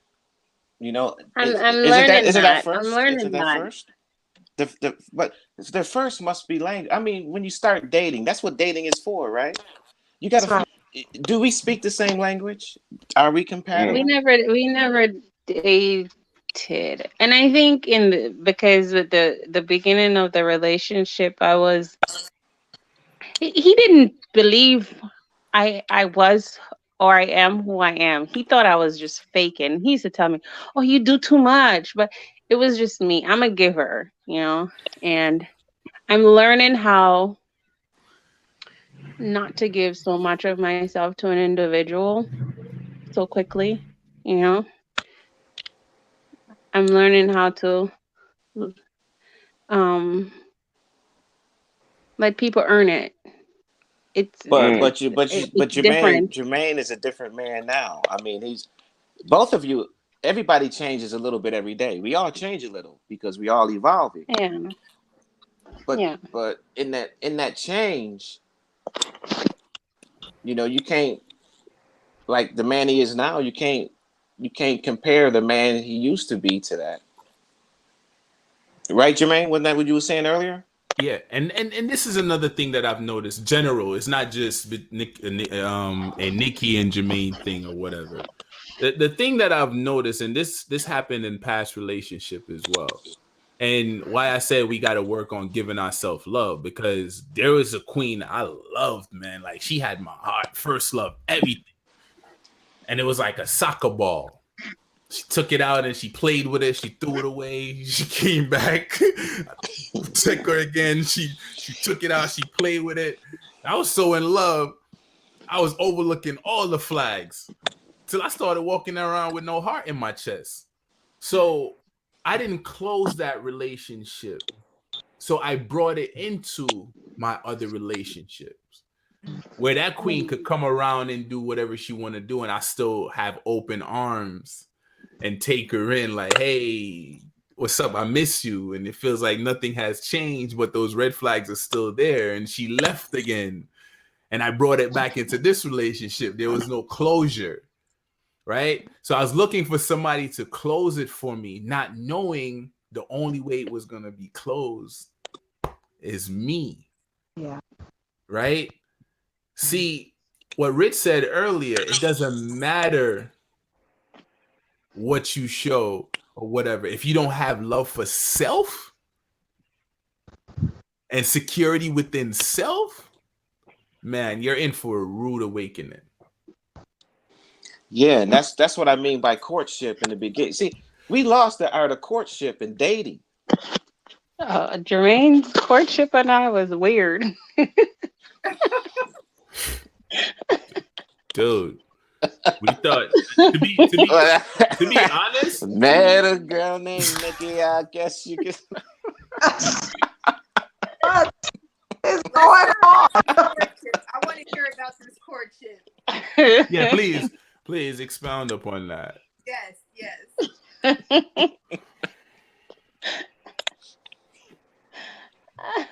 I think I courted him more so. Ah, you don't want me to play that song. Do it. What Don't you think? do it. No. I'm just saying. What do you think? What do you mean you courted me? Explain. No, didn't I court you? I don't know what that means. You have to explain. Meaning I approach you with the offers. Yeah. Okay. Mm-hmm. Okay. Yeah. And sometimes we think sex is the key or whatever it is because it wasn't sex alone. It wasn't based on sex. I'm speaking for myself. Oh, okay, sorry. Sometimes you feel like sex is the key and sex is not the key. Because every time you get cut, right? Every time you get cut, you have it again. And like you forget for an hour and then you come back tomorrow and that hour turns into 2, 2 turns into 3, 3 turns into 4. And you still have the same issues. Right. So it's so that's what you were using, honey. It was deeper than that. Wow. Jermaine. Come back, Nikki. Okay. So I've had an Islamic marriage before where I was the second wife. So he was dating while we were dating. You know, we used to go to this parties is getting together. crazier and crazier. Yeah, that's why I said it was weird. But this is real. This is real Come life. back, Nikki. I wasn't the only one with the circumstance. Yeah, nobody can relate to that. Nobody can relate to that. Oh, I didn't hear you. What you say, brother? What you say? Is the date within the date, like the inception? You know. Come back, Nikki. Come back. So wait a minute. Hey, this is what we bring forth in the live. We give you joy, we give you vulnerability, we give you ourselves, right? But what would you guys say? Are we gonna start with the males in the room? What would you guys say was the biggest lesson within your past relationships? Who want to go first? That's pretty good. Oh, you go ahead, brother. I gotta get my thoughts together. Hey, I was about to tell you the same thing. Okay, so maybe we should go first. Go ahead, Queen. Wait, Rich, wait a go minute. I'm going. Yeah, go ahead. What's the question again? Come on, Rich. Come on, Rich. What is the biggest takeaway you had in your relationship? The biggest takeaway. Yeah, what have you learned? What's the biggest thing you learned? You know, if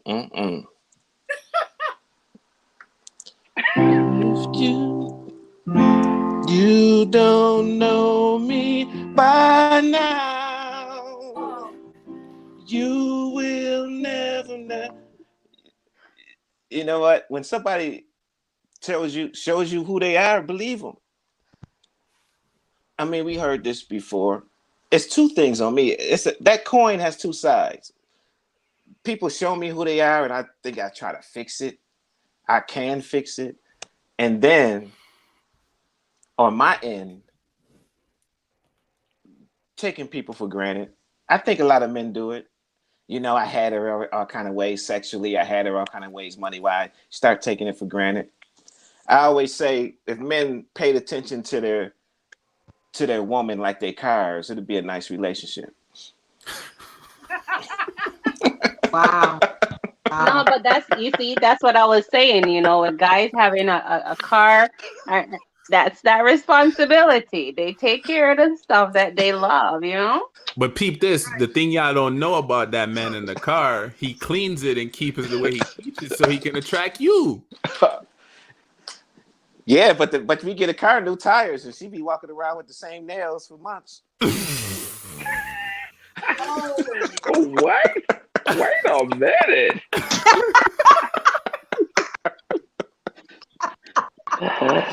Oh my God. The nails by listen, Rick.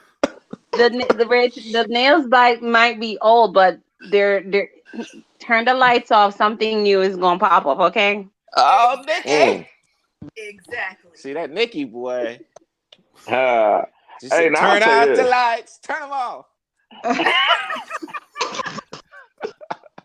Man, I'll say this on that question now, which is you know, it is a two-sided coin, and I think for me, I learned that I have to first of all be truthful, be honest, and if I'm not ready for the relationship, I shouldn't get in the relationship, even though you don't want to lose that person. Even though you feel like you have a connection with them, but if you're not ready, I mean, like the biggest thing for me is I got in relationships where I really had a good relationship as a friendship as far as that relationship went, but I knew I wasn't ready. But they wanted it, and I'm like, yeah, so and so you don't want to lose that situation or circumstance, so you go ahead and you get involved when you know you wasn't really truly on that level that she was on as far as the relationship go, and so I had to learn that even though that other head telling you to proceed, you know you probably really Other shouldn't. head, what other head? It's Yeah, another man you yeah, talking about? Another yeah. woman? That other man, that other part of me. But and then on the other hand, like I said, and because I am a giver, I'm a giver by nature. But I learned that as a giver, givers have to put limits. We have to put limits Yeah. on what we give because takers ain't got no limit. Takers will take Yeah. till you tired of giving. So and I just had to learn that let me put limits on what I do, and what I give, But so that was the biggest takeaway I guess for me is I had to learn to don't get in it if I'm not ready and put limits on, if somebody doing all the taking and I'm doing all the giving, I gotta have a limit. So lessons learned. Okay. Shanae, Okay, what was the question again? what's the biggest thing you've learned in your past relationship? The biggest thing I've learned is, honestly, I've learned so much. I don't know where to begin. I would say putting too much into a person and not putting into myself. Okay, and also uh, not paying attention to the obvious, like the brother said, sometimes he would go into a relationship knowing that he wasn't ready, but he would still go into it. I think as women, we go into a relationship. Well, from my experience, I go into a relationship thinking like, okay, I can deal with A, B, C, and D, so maybe this could work. When in reality, over time, you can't deal with those things. And I think we just got to be true to ourselves. If something doesn't look right, if call a spade and be okay with it. And I think we need to be in positions to say, okay, this person isn't really good for a relationship, but maybe we can just be friends and elaborate on this area. I think we have to learn where to place people and not feel like everything needs to be a relationship. And that's where I think my biggest problem is thinking like, oh, he seems nice, maybe this could be a relationship, when in reality, no, he never needed to be a relationship. He needed to be placed where he needed to be placed in my life. Sister Pache? I told you that, Jermaine. I'm calling you Jitem. I mean, that is me walking around, little man, but yeah. What's your biggest takeaway from your last relationship, Nikki? My last relationship, or just relationship in general? You heard the question. Not to have expectations of people. Okay. I set high expectations, and it's me trying to. I see the good in people, and sometimes, like what Rich says, you just have to take people as face value. I'm always seeing something else. And I try to pull that out of that person, but it takes a lot of work because within that process, I lose myself.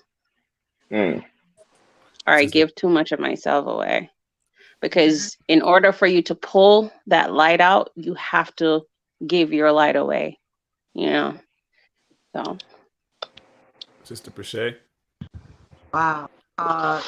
Nikki kind of hit some of my points. One of the things that, there's a couple of things that I took away from my last relationship. Let my no be no. Let my yes be yes. Also,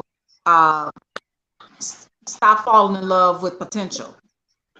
Potential to see in people, things, the fixer-uppers, things that they have potential about, or, and thinking that we can groom them to make be the person that we can see them to be. And I learned that that person has to be what I need, not what I want them to be, what I need when they come to me, and building a relationship from there. So if I have certain beliefs about moving in and shacking up and all that type of stuff, I need to not compromise on that, anymore, because it doesn't benefit me,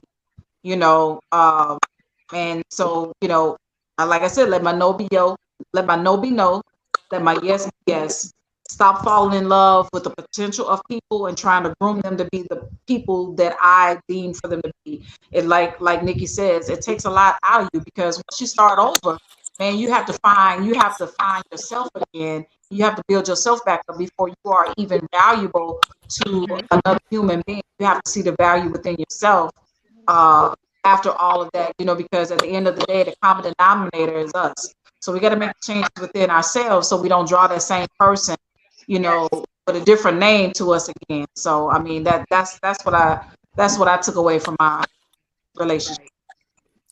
Okay. Potential. Let me throw y'all in the fire, because this is something I notice about females, right? Most of y'all do fall in love with potential, right? But also, a lot of y'all going into relationships and settle for the wants, not the needs. Why is that?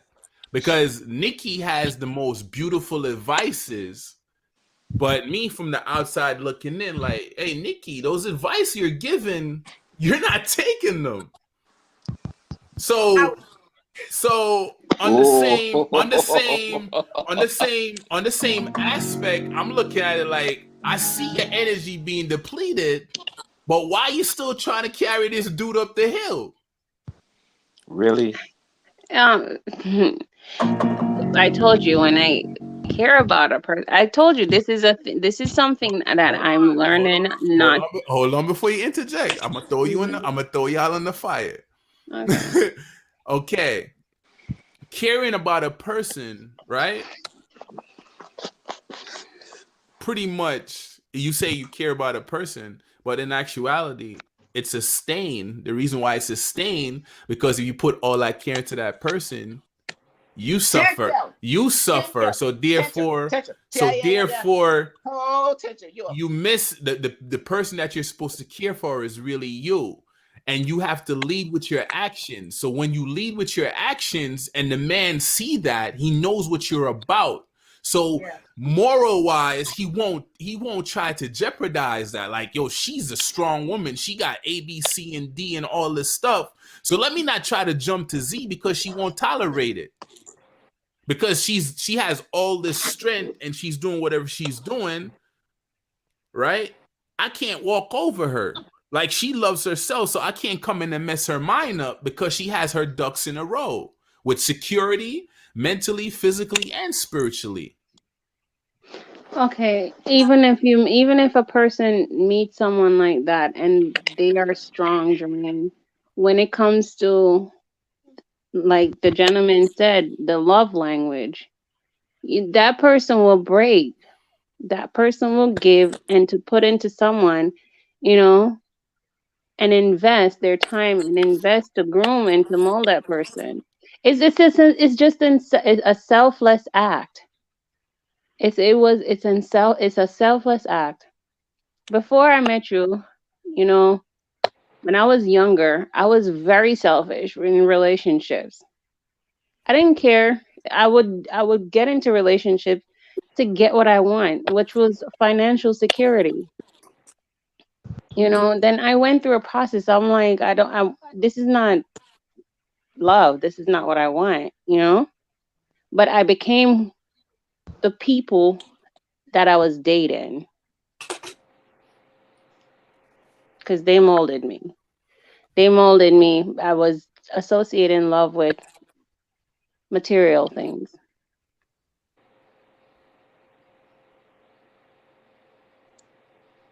Okay. I told you that this is a process that I'm working on. I'm working on not giving so much of myself to people. I went through that change when I was like 30 years old, where I became more of a giver than a taker. But it's a learning process. I went through. I'm learning. I'm So learning. Jermaine, I totally understand what Nikki is saying. I totally understand what she's saying. In my 30s, by the way, I'm 40, about to be 42 in July, right? You look like So you in 20. my 30s, thank you. In my 30s, I went through exactly what Nikki is speaking on.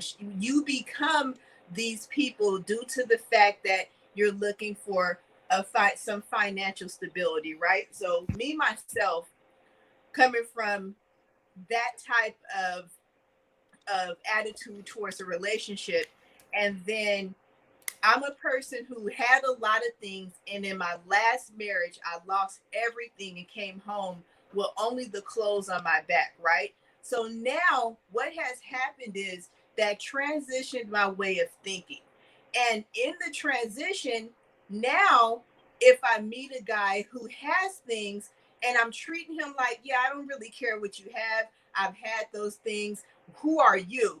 Then he treats me like I'm not respecting him because I'm not respecting him for the stuff that he has. So Yeah.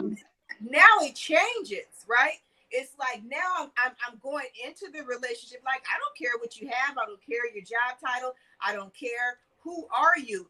That Mhm. brings about a whole different set of rules, a whole different different part of the game. Because now the man who feels like she's gonna want me because I have all my ducks in a row is saying, like, I don't care what you have. Who are you? He doesn't know who he is. All he knows is his stuff. All he knows is his material values. So then that leaves me battling with a man that's treating me like I don't have respect for him. I do have respect for you. I just don't care about your stuff because, like me, I lost everything. You can do the same. Who are you without your stuff? They can't have that conversation. But that's It, but that it's another, and it becomes another cycle. It It becomes another becomes cycle of molding, because you're molding that person on right. how not to use your stuff as something you're molding that person to express who they are. And that's what I was doing to you. I was trying to get you to tell me who you as a human being was, and it becomes a struggle. So it's wow. like you guys said, it's a double-sided blade, you It's You know. know, Nikki's you right. know what, you know what men and women fail to understand. Everybody is in the party and they celebrating and drinking. They're not looking at the process. How did you get here? Why are you the way you are? Why you're hurting? Why are you pretty much gravitating to material things and calling it love? Why you're not opening up to me? Nobody looks at the process of why that man is the way he is. There's a process. He had a starting line. That's right. And you might have been within the middle. So he done jump from start to the middle, Mm-hmm. but you didn't look at everything else in between, right? I feel like relationships should be treated as a contract or Yeah. a list of chores. Hmm. You hold up to your I know you cannot. Go ahead, Rich. You interject. You can't. Go ahead. is is you know when people get married, they sign a business a license. Is love a business? Uh, Is love Thank you. mechanical? Right. Love is action that's free and flexible. Um, People hate love. People don't like love because it's so much. They say it's so much work, but love is a deep thing. That's why it's almost lost its meaning because nobody wants to go that deep anymore. Right. mm, You know, a woman is a sensitive, deep being, and men. I might lose my man card on this, but men are superficial. But then again, men are not superficial.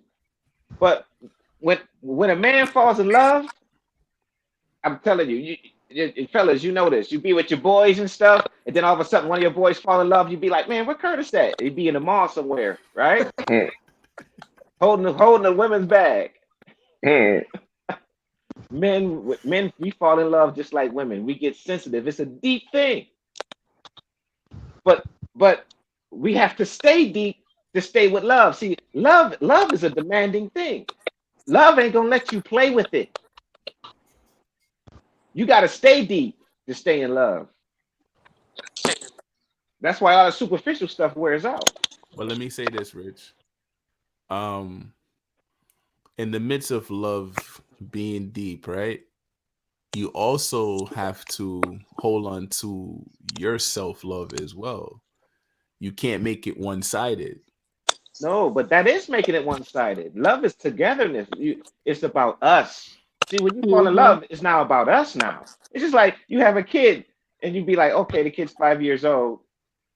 That kid is yours for life. Love is for life. Love is forever. Well, let me And say this. Let me of interject this, course, the and I kid don't mean to grows up interrupt. and get his own home and gets his own thing, but the mother never stops thinking about is their son home safe, even if he's 40 years old. Go ahead, King. All right. So, like y'all was saying that love is an action, and you do have to be deep. But if I got to worry about loving me, if you got two people, if she's worried about loving me and I'm worried about loving her, then you got an equal process, and that's the hardest thing to find is two people that, hey, I'm gonna love you, you gonna love me, and we're loving each other on the same level as far as our efforts that we're putting in. Then you don't necessarily have to. It's not that you don't have to worry about loving yourself, but you got somebody that's making you feel love, and you should never lose loving yourself to love a relationship. You know, it should just be. I mean, I'm not gonna stop shaving my head because oh, I love her so much. I'm worried about getting her hair done. I'm still gonna try to maintain, keep loving myself and doing the things that I love for me. But I also gotta love her. Just like she gotta love herself enough to keep doing the things, loving her, self and doing the things for her. But and then you love me, along the way. But it's it's such a work in progress, and it's not, it's kind of like doing something you love. Like we playing basketball, that's work. But I love basketball, so I ain't even looking at it like that as work because I'm running up and down the court. I love playing the game.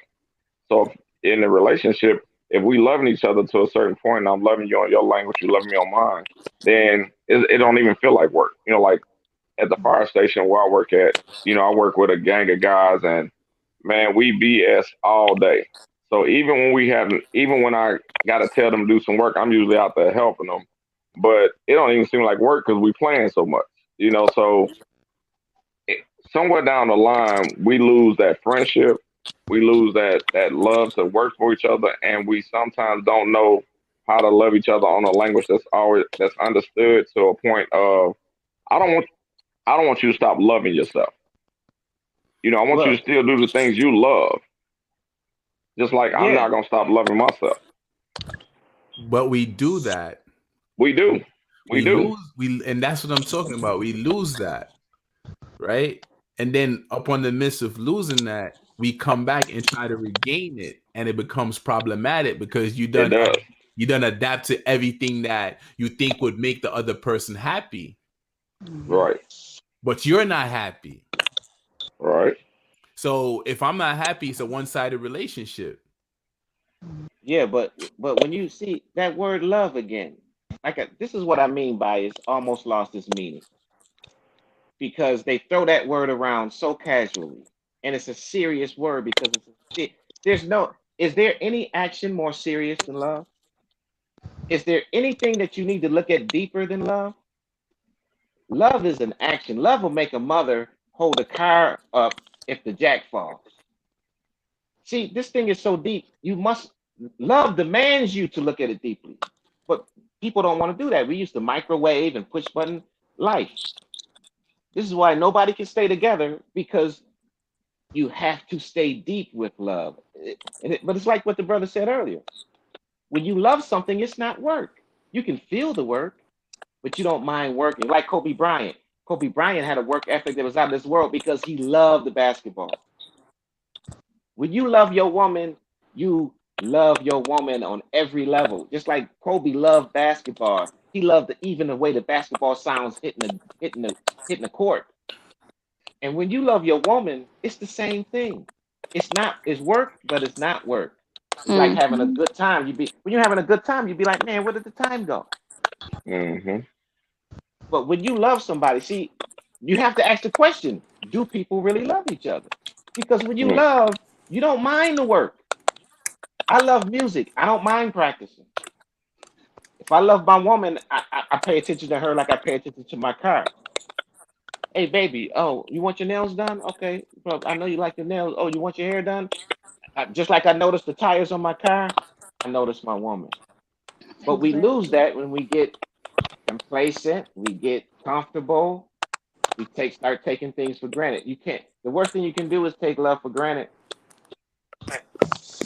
If you're serious about something, your seriousness is start to lose when you start taking it for granted. You ask any great boxer, anybody that's good at anything, you start taking it for granted, you lose it. Okay. So that's you know, Where does the people scared of conditions love come because from? they Where scared of does the that. conditions come from? Because love is not unconditioned anymore. Where does the conditions come from? Well, the conditions, look, condition creates itself. If I'm in love with a woman and we have a kid, That's the condition we got to deal with. It's just if I love her, we a family now. The more kids we have, the bigger the family is. Yeah, the condition. But It don't take it as condition. It's a form of responsibility. It's that's just just my take on it is I don't look at mm, words in love. I look at yeah. action. If I start looking at conditions and schedules and methods and formulas, I lose love. Okay. Here's a greater question for everybody, right? Why is it that I am called a simp for for treating a female the way she should be treated? Why in this day and age, this new generation, for me to show a woman respect and be caring, open the door or hold her hands or put her on the inside or spend on the meal, I'm considered a simp. Mm. A sim.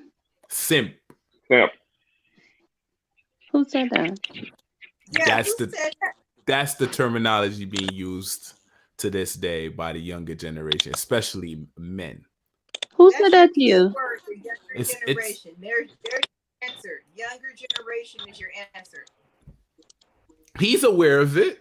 And he's a very mature man. He know exactly what I'm talking about. It's not just a Jermaine thing, it's a general thing. Well, I got young kids, so I keep up to date on all that. Yeah. That's the new norm. And for women, twerking is the new norm. And they feel like that's the best way to get a man or to get attention from a man. Well, you could open as many doors as you want and lift the groceries all you want. But and the thing about it is, if you Exactly. know, if somebody take you as a simp, then that's just not the chick for you anyway. You know, and if that's the way Right. it's seen and approached, that ain't the chick for me. So I ain't really tripping. I'll be whatever you need me to be, but I you don't just think not that's gonna be. coming from a female for you, Jermaine. It's Well, probably it is. They are And calling. Listen, they it's are calling me females simp. and males.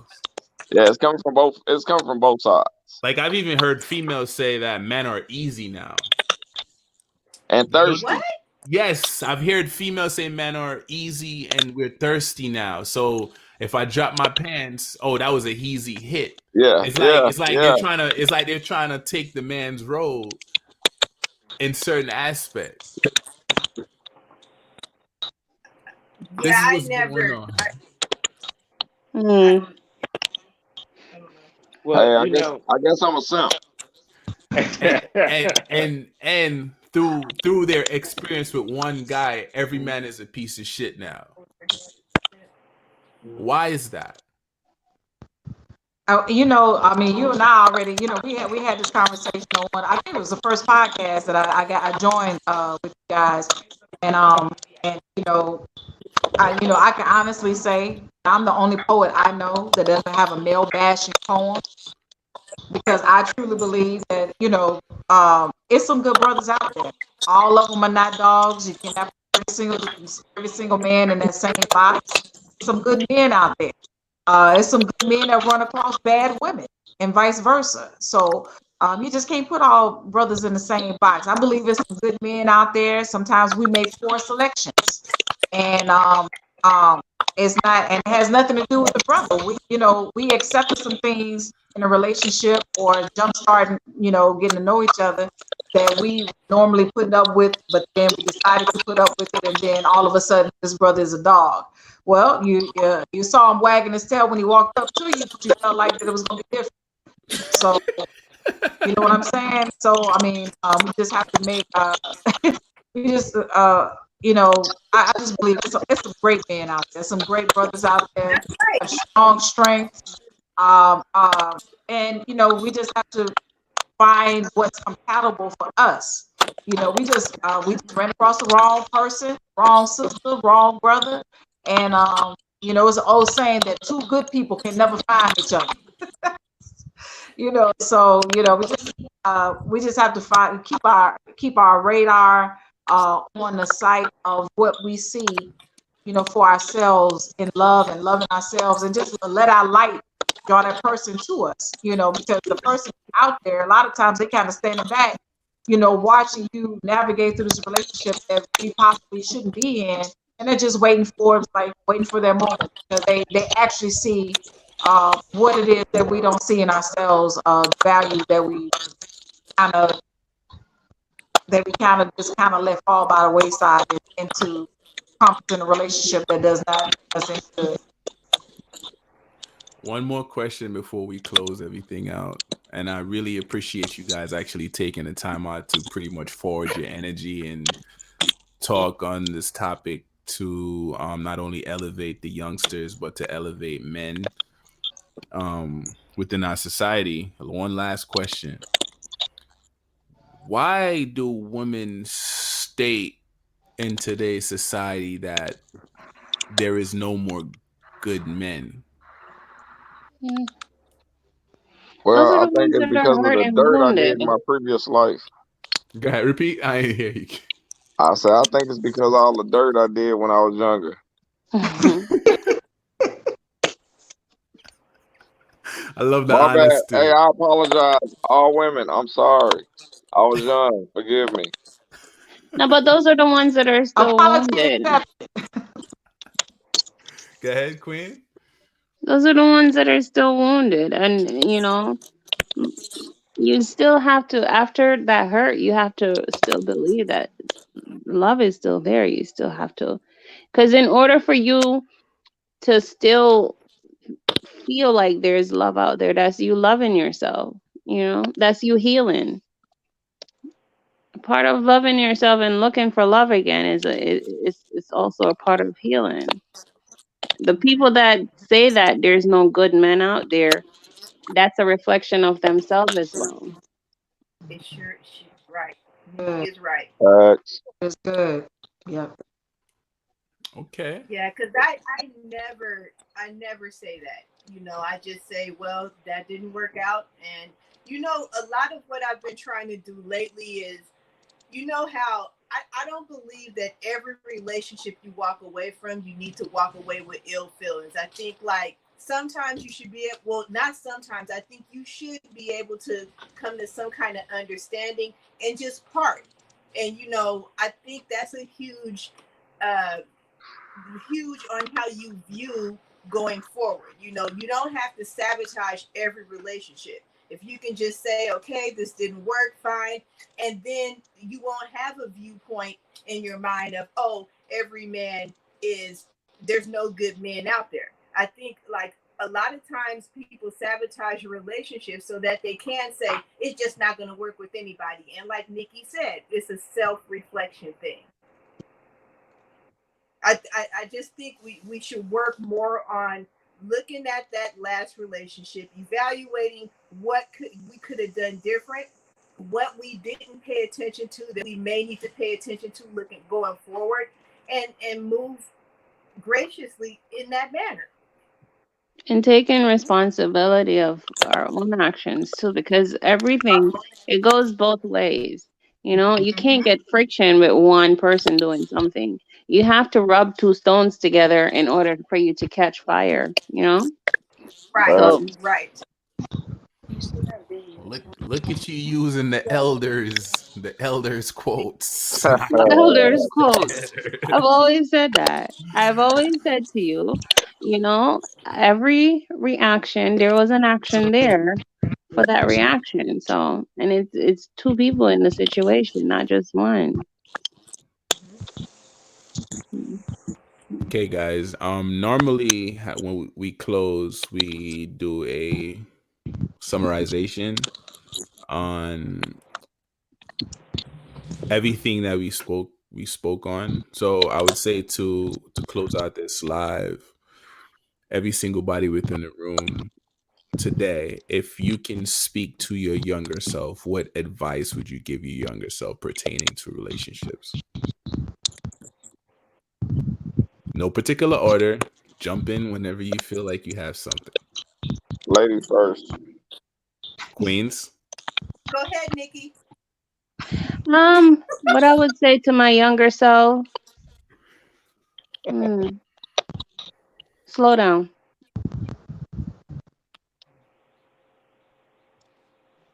Slow down and focus on you more. Just slow down. It's okay. Slow down. Okay. Miss Brochet. How did I know you say my name? What would I say to my younger self? I would probably say I am enough. I am enough, and uh, it's okay for me to uh, want to love me, to make me a better me. But I would say to myself, I am enough, because it's taken me as I'm getting older and crossing that threshold on Tuesday. So I Old am. lady. I mean, I did a painting that's above my head right now. Yeah, I saw it. It's beautiful. It was saying something about peace. Yeah. Well, hold on. Let me see if I could have it go Yeah. up. See, that's the piece that I'm talking about right there.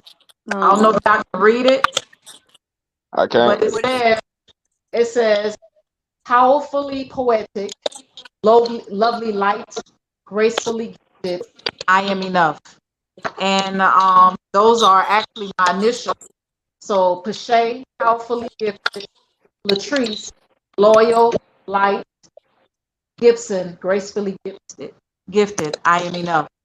So I oh, would, and I did that painting because that was just what I was feeling, because I I noticed that I would accept things that were not me, and I mean I'm not gonna say I, no, I accepted things from the other person uh, that made me feel less than, in my own light. And I felt I felt like that I was doing so much to cater to that person and not really seeing my own value. And I bring a lot to the table. I think I'm a good person. I have a yeah. good, I'm genuine. I'm honest. I pretty much lay it out on the line. When you meet Shay, you meet Shay. You meet Shay, you meet me. And I had to say to myself, at the end of the day, I am enough. So if I was to say anything to my younger self, that would be what I would say. I am enough. Wow. Can I say something real quick? It has nothing to do with, but for some reason, while I was on this stream, your photos zoomed in and I saw that in the background. So it's like you had a message for me, you know? It's some weird kind of way. Your live just zoomed in big and I was tapping the phone. I was like, I'm gonna leave it. I'm gonna pay attention to what's going on with her because you have a message for me. Oh, I just wanted to say that. I appreciate that. I Yeah. Shanae, you got enough time Okay. to gather So your thoughts. if I could speak to my younger self, I would tell my younger self before I ever went on my first date or even considered a guy would be to live in the present moment. I think that a lot of the times when we go into relationships or plan to, we don't embrace the present moment, the now. So for me, that is what I would say to my younger self, to live in the now. Who am I now? Who am I planning on being going forward? Who is this person in front of me now? What are they presenting to me now? And does this work for me? Okay. Mr. G. All right. I would probably tell my younger self, enjoy the process. Mm. Because even though Frederick Douglass said it best when he said, without struggle, there is no progress. And sometimes we don't want to struggle or go through the struggle, but that process and that struggle make us who we are at the end of it all. So for my younger self, hey man, enjoy the process. The struggle don't last always, the storm don't last always. And when you survive, you'll be stronger and better when you come out on the other side. So enjoy the process and keep working. Mr. Lamar. Oh, that's good advice. Y'all too deep for me. All is good advice. I'm just gonna have to repeat. Only thing I would add to that is, man, if I could look at I was so screwed up. Let me see. I would say number number one, I would say that being in the now. See, the now has all solutions. The sister that said that is beautiful too. Mhm. The now, the right now is the only thing alive. We get caught up in illusions of the past and try to approximate the future, and that takes us out of the now. So I would say I would look at myself and number one, I would say be yourself no matter what they say. And secondly, I would say don't expect don't expect anything. Just do your best. Because when we expect, we get into these illusions, and a lot of these relationships is full of the image that you want, Hmm. and we're so caught up in the image that we don't see the real thing. Mm-hmm. Mm-hmm. So I would tell myself, be yourself no matter what they say or what, because what we put out in the universe, we get back. So I don't care if I have one friend, that's one friend that's going to be real if I'm being myself. And I'd rather have that one girl that loves me than 1,000 girls that I can play around with, because life is not forever. Hmm. Life is short. So you have to you can't get caught up in expecting and comparing and losing yourself, because in a relationship the security must be with you, because if you're insecure in a relationship everything you do is going to be insecure.